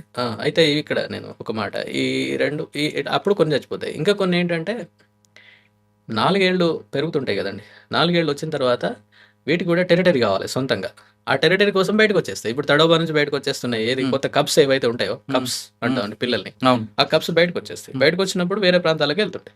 వెళ్తున్నప్పుడు కూడా వాటికి ప్రమాదం కొంచెం ఉంటుంది చాలా సందర్భాల్లో. ఎందుకంటే అది ఇన్ఎక్స్పీరియన్స్డ్ కదా, కొత్త, దానికి అన్ని కొత్త, ఏంటి అనుభవం లేదు. దాని కారణంగా సింపుల్గా అవి జనాలు వేసేటువంటి ఊరులు, ఉచ్చులు, లేకపోతే ట్రాప్లలో పడిపోవడము, లేక తెలియక జనావాసాల్లోకి వెళ్ళడము, ఇట్లాంటివి జరుగుతుంటాయి. జరిగి చాలా వరకు చచ్చిపోతాయి. అట్లా మొత్తం ఇవన్నీ కూడా సుమారు 80% కప్స్ చచ్చిపోతాయి. జస్ట్ 20% మాత్రమే మిగులుతాయి. అవి ఇక వాటి అందరూ ఒక టెరిటరీ ఏర్పరచుకొని ఆ ఏరియాలో అదొక కొంతకాలం, అది అంటే సేఫ్గా ఉన్నంత కాలం 5 ఏళ్ళు 6 ఏళ్ళు 8 ఏళ్ళు అట్లా ఉంటాయి. ఒక 10-12 ఏళ్ల వరకు బతుకుద్ది అంతే. 12 ఏళ్ళ తర్వాత అసలు పులికి ఎంతకాలం ఉంటుందండి? అంతే సార్, 10-12. జూలో అయితే ఎక్కువ ఉంటుంది, ఎందుకంటే ఇక మనం దానికి కావాల్సిన తిండి ఇస్తారు. అలాగే ఎంతకాలం ఉండొచ్చండి? 15-20 సంవత్సరాలు బతికిన సందర్భాలు కూడా రికార్డ్స్ ఉంటాయి అక్కడ. కానీ అడవిలో కష్టం. అడవిలో 10-12 ఏళ్ళు బతికితే చాలా ఎక్కువ, చాలా అంటే చాలా ఎక్కువ, సాధ్యం కాదు. ఎందుకంటే నిరంతరం పోరాటం కదా, రోజు పోరాటం. అది ఆహారం కోసం కూడా పోరాటం చేయాలి, దాన్ని కాపాడుకోవడం కోసం పోరాటం చేయాలి. ఒక అడవిలో పులి ఉండాలనుకుంటే అసలు అడవి ఎలాగ ఉండాలండి? అంటే ఏం లేదు సార్, ఇందాక నేను కారణాలు ఏవైతే చెప్పినో అవే పరిష్కారం అంతే. ఒకటి, దాని ఆవాసం డిస్టర్బ్ కాకూడదు, ఆవాసం డిస్టర్బ్ కాకూడదు. అంటే మనుషులు వెళ్ళి ఇలాంటి మనుషుల కార్యకలాపాలు తగ్గించాలి, మినిమైజ్ చేయాలి. అంటే ఒకప్పుడు మరి లేవా అంటే ఉన్నాయి, కానీ అప్పుడు ఇంత అడవి ఉంది, ఇంతమంది మనుషులు ఉండేవాళ్ళు. ఇప్పుడు ఇంత ఇప్పుడేమో కొన్ని రివర్స్ అయింది. రివర్స్ అయిపోయింది. అది దాని కారణంగా జనాభా బాగా పెరిగిపోవడం, మనుషుల యొక్క అవసరాలు, అలాగే అడవి యొక్క ప్రాముఖ్యత తెలవకపోవడం, అవగాహన లేకపోవడం, వీటి కారణంగా దాని యొక్క ఆవాసం అనే దాన్ని మనం నాశనం చేస్తున్నాం. ఏది దాని చెట్లు కొట్టడం కావచ్చు, లేకపోతే వ్యవసాయానికి దాన్ని చెట్లను మొత్తం నాశనం చేసేసి ఆక్రమించడం కావచ్చు, లేకపోతే వాటి యొక్క ఆహారాన్ని దుప్పులు, జింకలు అట్లాంటి వాటిని మనుషులు వాటిని చంపేయడం కావచ్చు, ఇలాంటి వాటన్నిటి అనమాట. సో వీటిని కనుక మనం పరిష్కరిస్తే, అట్లనే ఈ అభివృద్ధి కార్యక్రమాలు, పెద్ద పెద్ద డ్యామ్స్, పెద్ద పెద్ద రోడ్స్, ఇట్లాంటి వాటన్నిటిని కూడా తప్పనిసరి అయితేనే ఫారెస్ట్ గుండా, లేకపోతే ఆ ప్రొటెక్టెడ్ ఏరియా, ఇది సంరక్షణ ఇది రక్షిత ప్రాంతం ఉంటుంది కదా, శాంక్చరీ అంటాం, ఆ శాంక్చరీ గుండా కానీ, లేకపోతే వాటి యొక్క ఆవాసం గుండా కానీ వెళ్ళే విధంగా వెళ్లకుండా చూసుకోవాలి. మొదటి సంగతి దానికి మినిమైజ్ చేయాలన్నమాట. మన యొక్క అభివృద్ధి కార్యక్రమాలని మనం మినిమం లెవెల్లో పెట్టుకోవాలి. అంటే ఎస్పెషల్లీ ఈ ప్రాంతాల్లో, ఇతర ప్రాంతాల్లో ఎక్కడైనా చేసుకోవచ్చు, కానీ అడవి ఉన్నటువంటి ప్రాంతాల్లో మాత్రం చేయదు. ఎందుకంటే ఒకసారి అడవి పోయిందంటే మళ్ళీ మనం దాన్ని రీక్రియేట్ చేయలేము, అసాధ్యం. మనం ఎన్ని ప్లాంటేషన్లు పెట్టినా, మనం ఎన్ని గార్డెన్లు కట్టినా, కోట్ల రూపాయలు, వందల కోట్ల రూపాయలు మనం పెట్టినా కూడా 1 ఎకరం సహజ సిద్ధమైనటువంటి అడవిని సృష్టించలేము. అది పక్కా ఇక లేదు. సరే, దాన్ని మనం కాపాడాలి. ఓకే సార్, పులి తన ప్రాంతాన్ని ఎలా గుర్తించుకుంటుంది అంటే ఒక్కొక్కసారి టాయిలెట్ వెళ్తుంటది, ఒక చెట్ల మీద గోర్లుతారు. ఎస్ సార్, ఎస్, అవునవును, బాగుంది. ఇది దానికి ప్రత్యేకంగా టెరిటరీ అన్నాం కదా మనం ఇందాక. ఆ టెరిటరీని అది ఏం చేస్తుంది అంటే పూర్తిగా మీరు ఇందాక చెప్పినట్టుగా యూరినేషన్ చేస్తుంది. ఓకే, ఆ చేయడం ద్వారా దాంట్లో కొన్ని కెమికల్స్ అన్నమాట, అవన్నీ కూడా అవి కొంతకాలం, ఒక నెలన్నర పాటు ఆ కెమికల్స్ అలా ఉండిపోతాయి దాని మీద. అలాగే ఇంకేం చేస్తుంది అంటే చెట్ల మీద గీరుతుంది, ఇట్లా మొత్తం గీరినప్పుడు కూడా దాని యొక్క ఘాట్లు పడతాయి పైన. అది ఎంత ఎత్తు ఉంటే అంత పైకి గీరుతుంది దాని ద్వారా. అలాగే ఇంకొకటి, దాని టెరిటరీలో దారిలో రక్కిద్ది. ఇప్పుడు మన పిల్లి కూడా చూడండి, ఇట్లా రక్కిద్ది కాళ్ళతోటి. అంటే మీకు ఇందాక చెప్పాను, ప్యాడ్ అనేది మెత్తగా ఉంటుంది అన్నాం కదా, కానీ ఈ టోస్ పైన గోర్లు ఉంటాయి దానికి. అయితే నడిచేటప్పుడు గోర్లు వెనకకి వెళ్ళిపోతాయి, ముందుకు రావు, వెనకకుంటాయి అనమాట. అందుకని గోర్ల గీతలు పడవు మనకి. మామూలుగా అయితే గోర్ల గీతలు పడతాయి వేరే వేటికి, కుక్క జాతులకు పడతాయి, దీనికి పడవు. అట్లా అనమాట. అంటే కుక్క జాతి, పిల్లి జాతిని గుర్తించేటువంటి ఐడెంటిఫికేషన్ కూడా ఇదే ఇప్పుడు నేను చెప్పింది. మనం కొన్నిసార్లు, అంటే ఇది అవసరం కాబట్టి నేను చెప్తున్నా, కుక్కదో దేందో చూసి ఇది పులి అడుగు అని చెప్పేసి లొల్లి బాగా అవుతుంది. కానీ అక్కడ క్లియర్ గా చూస్తే మనకు అర్థమవుతుంది. పెద్ద కుక్క ఉంది అనుకోండి, కొంచెం పెద్దగా ఉంటుంది, 8-10 సెంటీమీటర్లు కూడా ఉంటుంది. దానికి క్లియర్ గా గుర్తులు పడతాయి, ఏది నెయిల్ మార్క్స్ పడతాయి, క్లియర్ గా ఇట్లా గుచ్చుకున్నట్టుగా పడతాయి. అదే పిల్లికి పడవు. ఇది పిల్లి జాతి కదా, ఏది లెపర్డ్ కానీ టైగర్ కానీ వాటికి పడవు. అవి ఉన్నాయి అని అంటే అది కుక్క అనమాట. అంటే అది మామూలుగా మన ఊళ్ళో కుక్క కావచ్చు, లేకపోతే వుల్ఫ్ కావచ్చు, తోడేలు అంటాం కదా, తోడేలు కావచ్చు, లేకపోతే పెద్ద నక్క కావచ్చు, ఇలాంటివి అవి ఉంటాయి. అదే మనం అంత ఆందోళన చెందాల్సిన అవసరం లేదు. అది మనం గుర్తుపెట్టుకోవాల్సింది. సార్, ఒక అడుగు ఎంత ఎన్ని? అది జనరల్ గా 12-13 సెంటీమీటర్లు ఈజీగా ఉంటుంది సార్. 13 సెంటీమీటర్లు, 15 వరకు కూడా ఉంటుంది. పెద్ద పులిది ఉంటుంది. 13 సెంటీమీటర్లు పొడవు, వెడల్పు ఉంటుంది అనమాట. ఈజీగా ఉంటుంది. అదే లేపాడు అనుకోండి, కొంచెం తక్కువ ఉంటుంది, 9-10 సెంటీమీటర్స్ కంటే ఎక్కువ రాదు, 9-10 అంతే, అది దాటది ఇక. పులికి ఆహారం ఉంది, మంచిగా సరదాగా ఇప్పుడు ఎంటర్టైన్మెంట్ అడుగుతుంటారు కొంతమంది, పులి దానికి విశ్రాంతి తీసుకుంటుందని చేస్తుంటుందా? అంటే విశ్రాంతి అని ఏం లేదు సార్. ఒకసారి ఆహారం దొరికింది అనుకోండి, ఇక అది మళ్ళీ దానిపైన ఏమీ ఉండదు, దానికి వేరే వ్యాపకమే ఉండదు ఇక అది. అంటే పులి ఇప్పుడు ఈరోజు ఒక జింక సంపారుతుంది, అది పడుకుంది, పడుకున్నప్పుడు ఇంకొక జింకలు వెళ్ళినా ఏమన్నది అది మనం చూస్తాం కూడా. డిస్కవరీ ఛానల్, మీరు నేషనల్ జియోగ్రఫిక్ చూడండి, ఆ సింహాలు అవి ఇవి మనకు ఆఫ్రికా వాళ్ళు అవి చూపెడతా ఉంటారు, అది ముందే ఉంటాయి, అవన్నీ అవి ఇవి కలిసే తిరుగుతుంటాయి. ఎందుకు? కడుపు నిండుకుంది, అంతే, కడుపు నిండుంది కాబట్టి అది తినదు, తినే ఛాన్సే లేదు అసలు. ఆకలేస్తే లెగుస్తుంది, అంతే, ఆకలేసినప్పుడు మాత్రమే హంట్ చేస్తుంది, అంతే, వేరేదేమి. పులిని చూసి మనిషి ఏం నేర్చుకోవచ్చు? చాలా నేర్చుకోవచ్చు. అంటే ఇక్కడ ఏంటంటే సార్, ఇప్పుడు దాని నైజం చాలా డిఫరెంట్ కనిపిస్తుంది. తప్పకుండా చాలా. ఇప్పుడు టాప్ ప్రిడేటర్ సార్, అది ఎకోసిస్టమ్లా, ఫారెస్ట్ ఎకోసిస్టమ్లా అది టాప్ ప్రిడేటర్. దాని పని అది చేస్తుంటుంది అంతే. వేరే వాటికి దేనికో చేయడం, దేని గురించి తనకంటూ సొంతంగా ఏదో చేసుకోవడం కాదు, తన ఎగ్జిస్టెన్స్ కోసం వాటిని చంపుతుంది. అలాగే అన్ని పాపులేషన్స్ని, అన్ని జాతుల యొక్క జనాభాలను అది క్రమబద్ధీకరిస్తుంటుంది. ఆ విధంగా ఆవరణ వ్యవస్థ మొత్తాన్ని నడుపుతుంది. అది చాలా పెద్ద గురుతర బాధ్యత, అది మామూలు విషయం ఏం కాదు. దాని విలువ మనకు తెలియదు. ఇప్పుడు ఒక టైగర్ ఉందనుకోండి ఒక అడవిలో, ఆ ఫారెస్ట్ని అంతటికీ అది రక్షణ. ఇప్పుడు నేను ఇందాక చెప్పినట్టు పాపులేషన్స్ని రెగ్యులేట్ చేస్తుంది అది. చెట్లు ఇట్లాంటి వాటిని కొట్టుకుపోకుండా ప్రొటెక్షన్ కూడా ఇస్తుంది అన్ని రకాలుగా. అవన్నీ ఉన్నాయి కాబట్టి అక్కడ వర్షపాతం కూడా ఎక్కువ ఉంటుంది. ఓకే, ఉంటుంది. అలాగే అక్కడ ఎక్కువ ఉంది కాబట్టి నీళ్లు కూడా ఎక్కువ ఉంటాయి. అవన్నీ కూడా నదుల్లోకి వచ్చేస్తాయి. నదుల నుంచి నీరు బయటకు వెళ్తూ ఉంటుంది. వాటిని మనం ఉపయోగిస్తూ ఉంటాం. అంటే ఇవన్నింటికి మనం లెక్కలు కనుక వేస్తే ఎన్నో వందల కోట్లు, వేల కోట్ల రూపాయల విలువ చేసేటువంటి ఆవరణ వ్యవస్థ సేవలకు టైగర్ కారణమవుతుంది. అంటే లెక్కలు మనమేమో వెయ్యం, మనం వీటన్నిటికీ లెక్కలు ఉన్నాయి మన దగ్గర. అదే ఒక మనిషికి బతకడానికి దానికోసం పులి సహకరిస్తుంది అడవిలో. ఓకే, కానీ అది ఆ పులిని చూసి మనిషి ఏం నేర్చుకోవాలని అడుగుతుంది. అదే నేను ఇందాక చెప్పినటువంటిది ఒక గురుతర బాధ్యతను అది నిర్వర్తిస్తుంది. అన్నింటి మేలు కోసం అలా చేస్తుంది. అంతేకాదు అది హంట్ చేసేటప్పుడు ఇదంతా పేషెన్స్, విపరీతమైనటువంటి పేషెన్స్ ఉంటుంది దానికి. అలాగే వేరే వాడికి హాని చేయడం అనేది కూడా ఏముండదు, అది చెయ్యదు సాధారణంగా. కొన్ని జరిగేటువంటి ఇన్సిడెంట్ ఏంటంటే స్ట్రే ఇన్సిడెంట్స్ సార్ అవన్నీ కూడా. అవన్నీ ఇప్పుడు కొన్ని మేనేటర్గా కొన్ని మారినటువంటి సందర్భాలు కూడా ఉన్నాయి. కానీ వాటిని మేనేటర్గా ఎప్పుడైతే మారిపోద్దో అది మనుషుల్ని చంపే గుణం మారిపోతుంది. ఎందుకంటే మనిషి అనేటువంటి వాడు మిగతా యానిమల్స్ అన్నిటికంటే బాగా వీక్ అనమాట. అంటే ఫిజికల్గా మనం పరిగెత్తను కూడా పరిగెత్తలేం, సాధ్యం కాదు. మిగతా ఏదో దుప్పి, జింక, పంది అనుకోండి విపరీతమైన స్పీడ్ తోటి చాలా స్ట్రెంత్ తోటి ఉంటాయి. పులి మేనేటర్కి ఇప్పుడు మారుతుందండి అది కొద్ది సందర్భాలు సార్, చాలా. ఎందుకంటే అవి ఎప్పుడైతే అది కొన్ని సందర్భాల్లో ఇంజురీ అయిపోయింది, మనం ఇందాక చెప్పుకున్నాం ఇంజురీ కానీ లేకపోతే డిసీజ్ ఏదైనా కావడం కానీ బలహీనంగా మారిపోతుంది. అప్పుడు ఏం చేస్తుంది అంటే దానికి వేరే యానిమల్స్ దొరకని పరిస్థితులలో ఈ మనుషుల జరుగుతుంది. ఇంకా కొన్ని సందర్భాల్లో సడన్ కాన్ఫ్రంటేషన్ కూడా జరుగుతుంది. ఇప్పుడు ఫర్ ఎగ్జాంపుల్ ఒక లాస్ట్ సెన్సస్ అప్పుడు ఈ జంతు గణన కూడా ఉంటుంది, మీరు పేపర్లలో చదివినా లేదు. అది మేము మొన్ననే చేసినాం 2026లో. 4 ఏళ్లకు ఒకసారి చేస్తాం. ఆల్ ఇండియా టైగర్ ఎస్టిమేట్ అంటారు దాన్ని. టైగర్ ఎస్టిమేట్ మొత్తం దేశమంతా జరుగుతుంది. తెలంగాణలో కూడా జరిగింది, మొన్న పూర్తి అయిపోయింది అది. అంటే ఇంకా ఉంది, కెమెరా ట్రాపింగ్ కూడా చేస్తారు, అది వేరే విషయం అనుకోండి. అయితే ఇక్కడ ఏంటంటే తడోబాలన జరిగింది ఒకసారి. ఆ సందర్భంలో వీళ్ళు రకరకాల వాటి యొక్క టైగర్ యొక్క పగ్ మార్క్స్, ఈ రేక్ మార్క్స్, స్క్రేప్ మార్క్స్ ఇట్లాంటి వాటినన్నింటినీ చూసేటువంటి క్రమంలో అనుకోకుండా టైగర్ అది అటు నుంచి వచ్చింది, వీళ్ళు ఇటు నుంచి వెళ్ళారు. ఒక లేడీ బీట్ గార్డ్ ఆమె మీద దాడి చేసింది, చనిపోయినట్టుంది ఆమె లాస్ట్ టైం. అట్లా జరుగుతుంది. అంటే సడన్ కన్ఫ్రంటేషన్. అంటే ఏదైనా ఏ యానిమల్కైనా ఫ్లైట్ డిస్టెన్స్ అనేది ఒకటి ఉంటుంది. ఇప్పుడు మీరు కోడే అనుకోండి ఫర్ ఎగ్జాంపుల్, పిల్లలతో ఉంది, మీరు దగ్గరికి వెళ్ళారు, ఎంతవరకు వెళ్తారు మీరు? అది చూస్తూ ఉంటుంది, మనల్ని గమనిస్తుంటుంది. కుక్క అయినా అంతే, కుక్క పిల్లలతో ఉంది, సర్టెన్ డిస్టెన్స్ వరకు అదేమన్నది మనల్ని.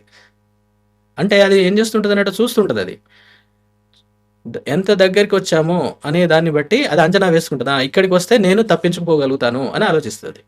మీరు ఆ డిస్టెన్స్ కూడా మీరు అధిగమించి ముందుకు వెళ్ళిపోయారు, అప్పుడు వేరే దారి లేదు దానికి, టక్న మీద పడుతుంది.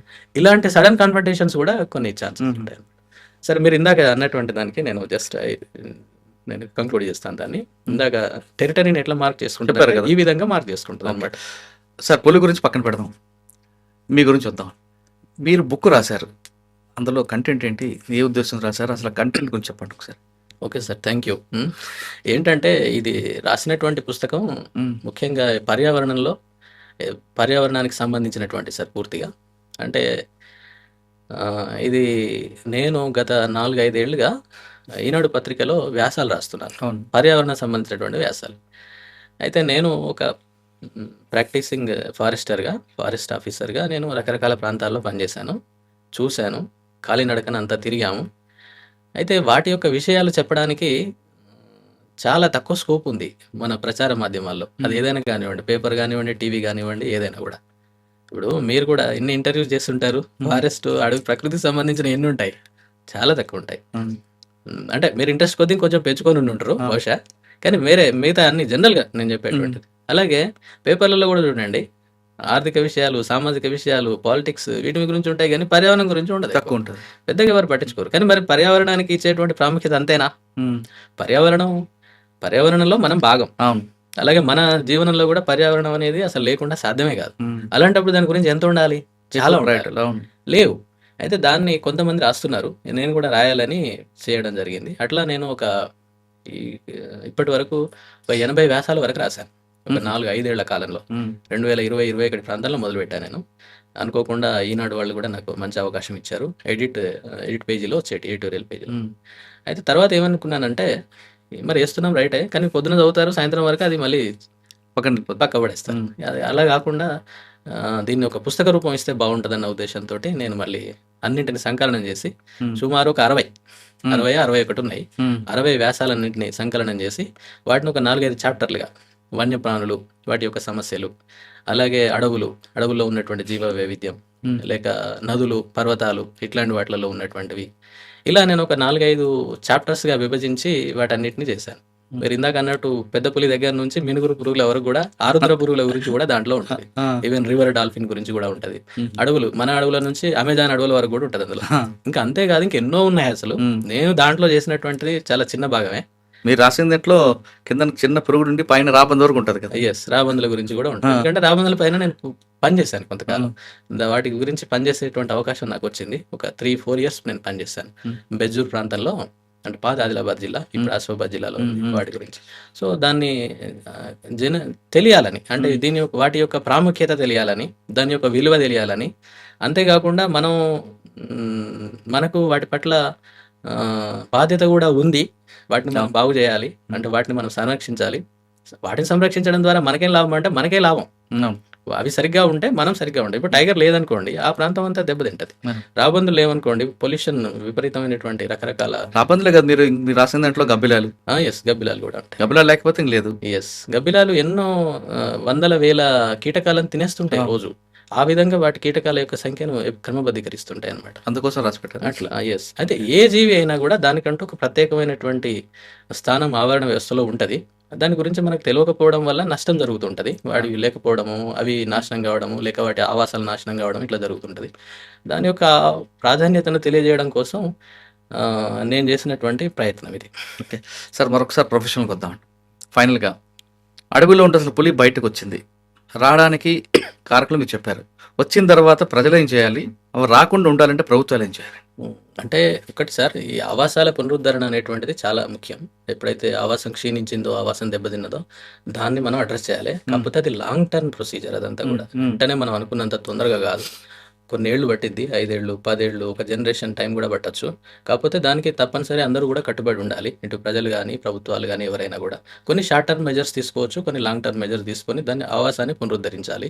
అలాగే పోచింగ్, హంటింగ్ ఇలాంటివన్నీ కూడా ఏం లేకుండా ఉండాలి. తప్పనిసరి అయితే తప్ప ఈ అభివృద్ధి కార్యక్రమాలు అడవులను ఆక్రమించే విధంగా ఉండకూడదు. దాన్ని మినిమైజ్ చేసుకోవాలి. ఏవైనా కూడా చేస్తేనే అది ఉంటుంది. ఎందుకంటే అడవిని రీక్రియేట్ చేయలేం, అది అసాధ్యం అదంతా కూడా. సో అదిలా చేసుకోవడం బెటరు. అప్పుడు ఈ స్ట్రేయింగ్, ఈ బయటికి రావడము, ఈ బయటికి వెళ్ళిపోవడం, ఇట్లాంటివి మనకు తగ్గుతాయి. అయితే ఇవి కూడా ఏంటంటే బయటకు వచ్చినప్పుడు వెంటనే అటవీ శాఖ ఇంకా వేరే వాళ్ళ ద్వారా కూడా దాన్ని పట్టుకెళ్ళి అంటే దాన్ని ట్రాంక్యులైజ్ చేయాలి. ట్రాంక్యులైజ్ చేయడం అంటే అంత ఈజీ కాదు. అది చాలా కష్టంతో కూడుకున్నటువంటి పని. ఎందుకంటే దాని యొక్క బిహేవియర్ ఎలా ఉంది, ఏంటి, అవన్నీ అసెస్ చేయాలి. అటవీ శాఖలో ఉన్న సీనియర్ అధికారులు, క్రింద ఉండేటువంటి ముఖ్యంగా ఫీల్డ్లో పనిచేసేటువంటి అధికారులు, అట్లనే వెటర్నరీ డాక్టర్స్ వాళ్ళు కూడా ఉంటారు. అలాగే షూటర్స్ ఉంటారు, అంటే కరెక్ట్గా షూట్ చేయాలి కదా. వీళ్ళందరూ కూడా కొన్ని కమిటీస్ ఫామ్ చేస్తారు. దానికి కొన్ని ప్రోటోకాల్స్ ఉంటాయి. ఇది national tiger conservation authority protocol ఉంటుంది. ఆ ప్రోటోకాల్ ప్రకారమే చేయాలి దాన్ని పట్టుకోవడం అనేది. బయటకు వచ్చిన తర్వాత ఎలాగంటే స్టెప్ బై స్టెప్ స్టార్ట్ అవుతుంది. ఎస్, ఇదే నేను ఇందాక చెప్తున్నటువంటి విధానం. ఈ ప్రోటోకాల్ ప్రకారము, ఎన్టీసీఏ గైడ్ లైన్స్ ప్రకారము, అలాగే దీనికి అంతటికి ఇప్పుడు మన రాష్ట్రంలో చీఫ్ వైల్డ్ లైఫ్ వార్డెన్ ఉంటారు. అంటే అటవీ శాఖలో PCCF ర్యాంక్ అధికారి అనమాట, DGP ర్యాంక్ అధికారి ఉంటారు పోలీసులోనే. ఇక్కడ ఆయన చీఫ్ వైల్డ్ లైఫ్ వార్డెన్ అనమాట. మేడం కానీ లేక సార్ కానీ ఒకరు ఉంటారనమాట. వాళ్ళ యొక్క ఆదేశాల మేరకు ఈ ప్రోటోకాల్ని అనుసరించి ఈ బృందాలుగా ఏర్పడి దాన్ని పట్టుకోవాలి. ఎందుకంటే దాని స్టేట్ ఎలా ఉంది, దాని యొక్క పరిస్థితి ఎట్లా ఉందనేది అంచనా వేయాలి. అంచనా వేయడానికి ఎన్ని రోజులు పడుతుంది? చాలా కాలం పడుతుంది సార్. జరగాల్సిన నష్టం జరుగుతుంటది కదా. అంటే దాని యొక్క మూమెంట్ ని ప్రజలకు చెప్తా ఉంటారు. ఇప్పటికీ ఈ ప్రాంతంలో ఇది ఉంది అనేటువంటిది ఎప్పటికీ. ఒక ప్రాంతంకి వచ్చిందండి, ఈ ప్రాంతంలో ఆవునో దేన్నో చంపింది, ఆ ప్రాంతంలో ఉండదు, తర్వాత ఇంకో ప్రాంతానికి ఎందుకు అవుతుందంటే సార్, అది తిన్నప్పుడు, అది చంపినప్పుడు అక్కడ డిస్టర్బెన్స్ కాకూడదు, ఏదైనటువంటి డిస్టర్బెన్స్ ఉండకూడదు. అవి డిస్టర్బ్ అవుతున్నాయి. అడవి అనుకోండి, ఏం డిస్టర్బెన్స్ ఉండదు, చక్కగా అన్నీ ఉంటుంది, తినేసి వెళ్ళిపోతుంది. ఇది జనావాసాలు కదా. ఇక జనాలకు క్యూరియాసిటీ చాలా ఎక్కువ. టైగర్ అనగానే ఇక మనోళ్ళు లేనటువంటివి కూడా సోషల్ మీడియాలో కొత్త పెట్టారు. అది ఎక్కడదో తడోబాకు సంబంధించింది ఉంది, అది కవాల్లో తిరుగుతుందని కొంతమంది పెట్టారు, పెట్టేస్తున్నారు. అంటే ఆ స్థితికి మనం వెళ్ళాం. కానీ నిజంగా అక్కడ అట్లా ఉండదు. ఉమ్. అయితే అది ఉండే విధంగా దాన్ని మనం డిస్టర్బ్ చేయకూడదు. కాదండి, తినేస్తాయి. ఏ ప్రాంతంలో పులి ఉంది ఉమ్. కానీ బి ప్రాంతంలో రావచ్చు అనే విషయం మీరు ఎలా అంచనా వేస్తారు? అంటే పక్కన ఉన్నటువంటి ప్రాంతాలు ఏ విధంగా ఉన్నాయి, అడవి ఉందా, గతంలో హిస్టరీ ఏమైనా ఉందా, ఇట్లాంటివన్నీ చూస్తుంటారు. అంతేకాదు దాన్ని ట్రాక్ చేస్తారు ఎప్పటికీ. మా వాళ్ళు ఉంటారు, ట్రాకర్స్ ఉంటారు, టైగర్ ట్రాకర్స్. ఉమ్. వాళ్ళు ఎంత బాగా ఇన్ఫర్మేషన్ చెప్తారంటే, ఇప్పుడు మన దగ్గర నా దగ్గర 2 టైగర్స్ ఉన్నాయి అనుకోండి, 4 టైగర్స్ ఉన్నాయి అనుకోండి, ఇది ఏ టైగర్ అనేది వాడు పగ్మార్క్ చూసి చెప్పేస్తాడు.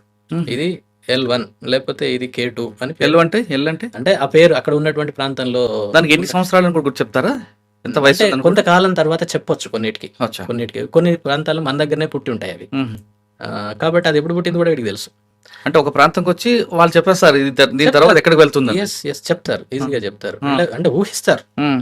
అజంప్షన్ అన్నమాట. ఏది టైగర్ ఏరియాస్లోనైతే. కానీ బయటకు వచ్చిన తర్వాత కొంచెం కష్టం. అదంతా ఈజీ ఏం కాదు. ఇప్పుడు మీరు బయట చెప్పారు హ్యాబిటేషన్స్ లో ఉన్నాయని చెప్పారు. ఆ హ్యాబిటేషన్ నుండి ఒక దగ్గర నుండి ఇంకో దగ్గరికి, ఒక ప్రాంతం నుండి ఇంకో ప్రాంతానికి ఎలా వెళ్తుంది అనేది మనం చెప్పలేం.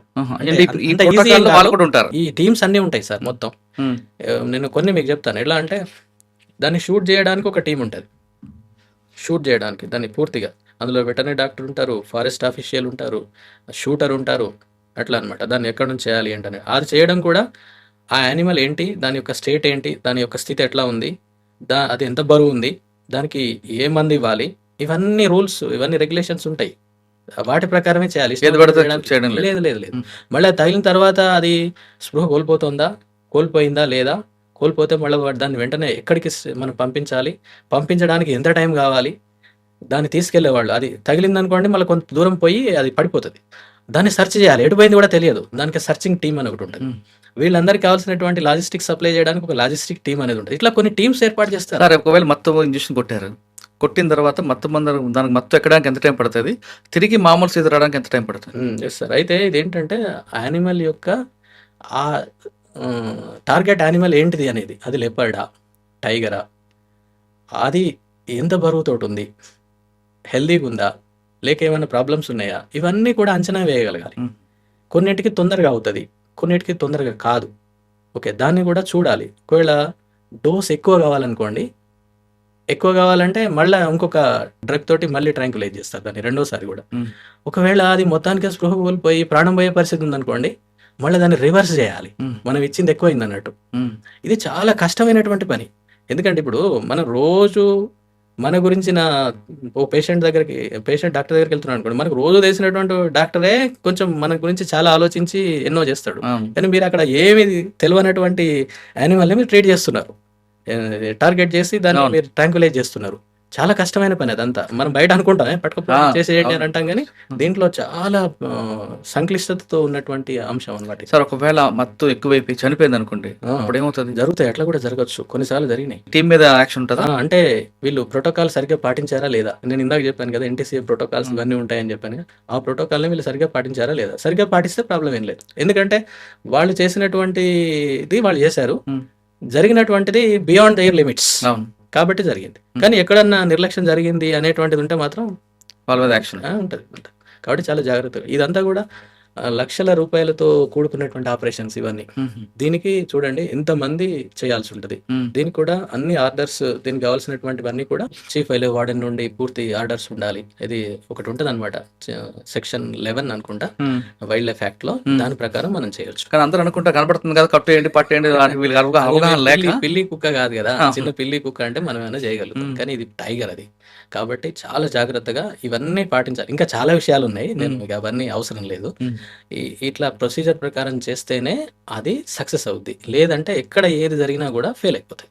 లేక అది దొరకకుండా ఇంకేదో అయిపోయి అది అగ్రెసివ్గా మారింది అనుకోండి, ఇంకేమైనా జరిగే అవకాశం కూడా ఉంటుంది. సార్, ఆ సమయంలో అగ్రెసివ్గా అయిపోయింది అనుకోండి, ఏం చేస్తుంది పులి?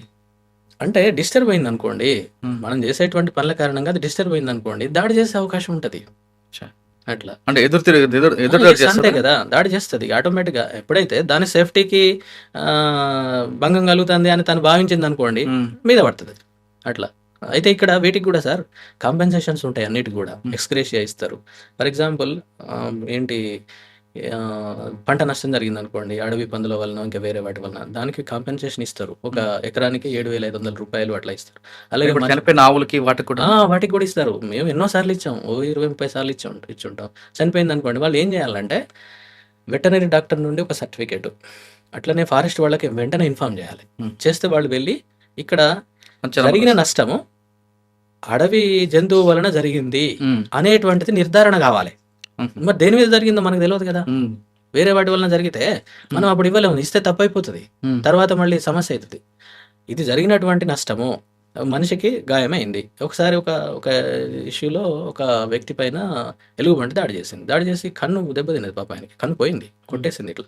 దాన్ని నిర్ధారణ చేసి అక్కడ ఉన్నటువంటి, అంటే ఎక్కడ జరిగింది అని అంటే ఆ ప్రాంతం వెళ్ళి మనం అక్కడ దాని యొక్క పగ్ మార్క్స్, దాని ఏవో కొన్ని దొరుకుతాయి మనకు. ఆయన చెప్పినటువంటి విధానము, అది దాడి చేసిన విధానము, ఇవన్నీ చూస్తాం. చూసి మనం పంచనామా రాసేసి ఆ రిపోర్ట్ చేస్తాం. ఓకే చేస్తే వాళ్ళకి ఏంటి నష్టపరిహారం ఇస్తారు. ఓకే అట్లా ఏంటి వాళ్ళకి ఎంతైతే ఎక్స్గ్రేషియా కొంత డబ్బులు ఇస్తారు. ఈవెన్ ప్రాణ నష్టం జరిగినా కూడా అన్ఫార్చునేట్లీ ఏమైనా జరిగితే దానికి కూడా వెంటనే ఇప్పుడు 10 లక్షల రూపాయలు వరకు ఉన్నట్టుంది. ఇప్పుడు 10 lakhs. సార్ ఫైనల్గా ఇంకోటి చెప్పండి, ఈ పర్యావరణం కాపాడే బాధ్యత కేవలం ప్రభుత్వాందేనా, ప్రజలు కూడా?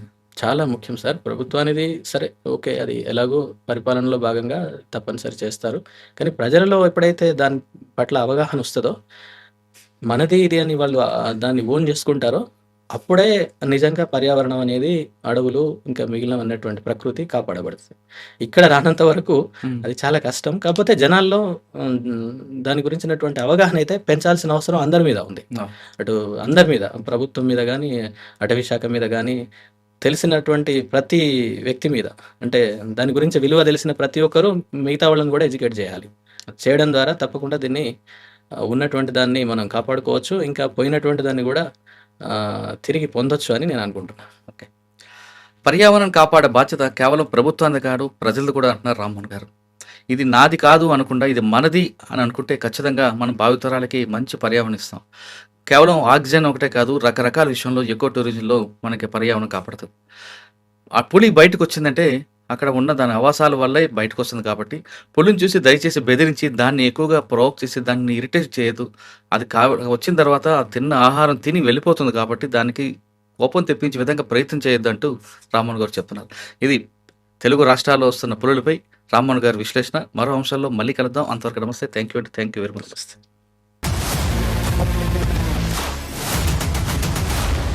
I dreams, this police diaries is something very, very valuable towards that. I must really appreciate Murali, your insights. I Dreams founder and CEO Chinna Vasudev Reddy Gartoni, Muralidhar crime stories చాలా famous అయిపోయినా. Gautam Savan garu and something else. Good. Well done. I congratulate him for doing so well, and I congratulate him his boss also. So well.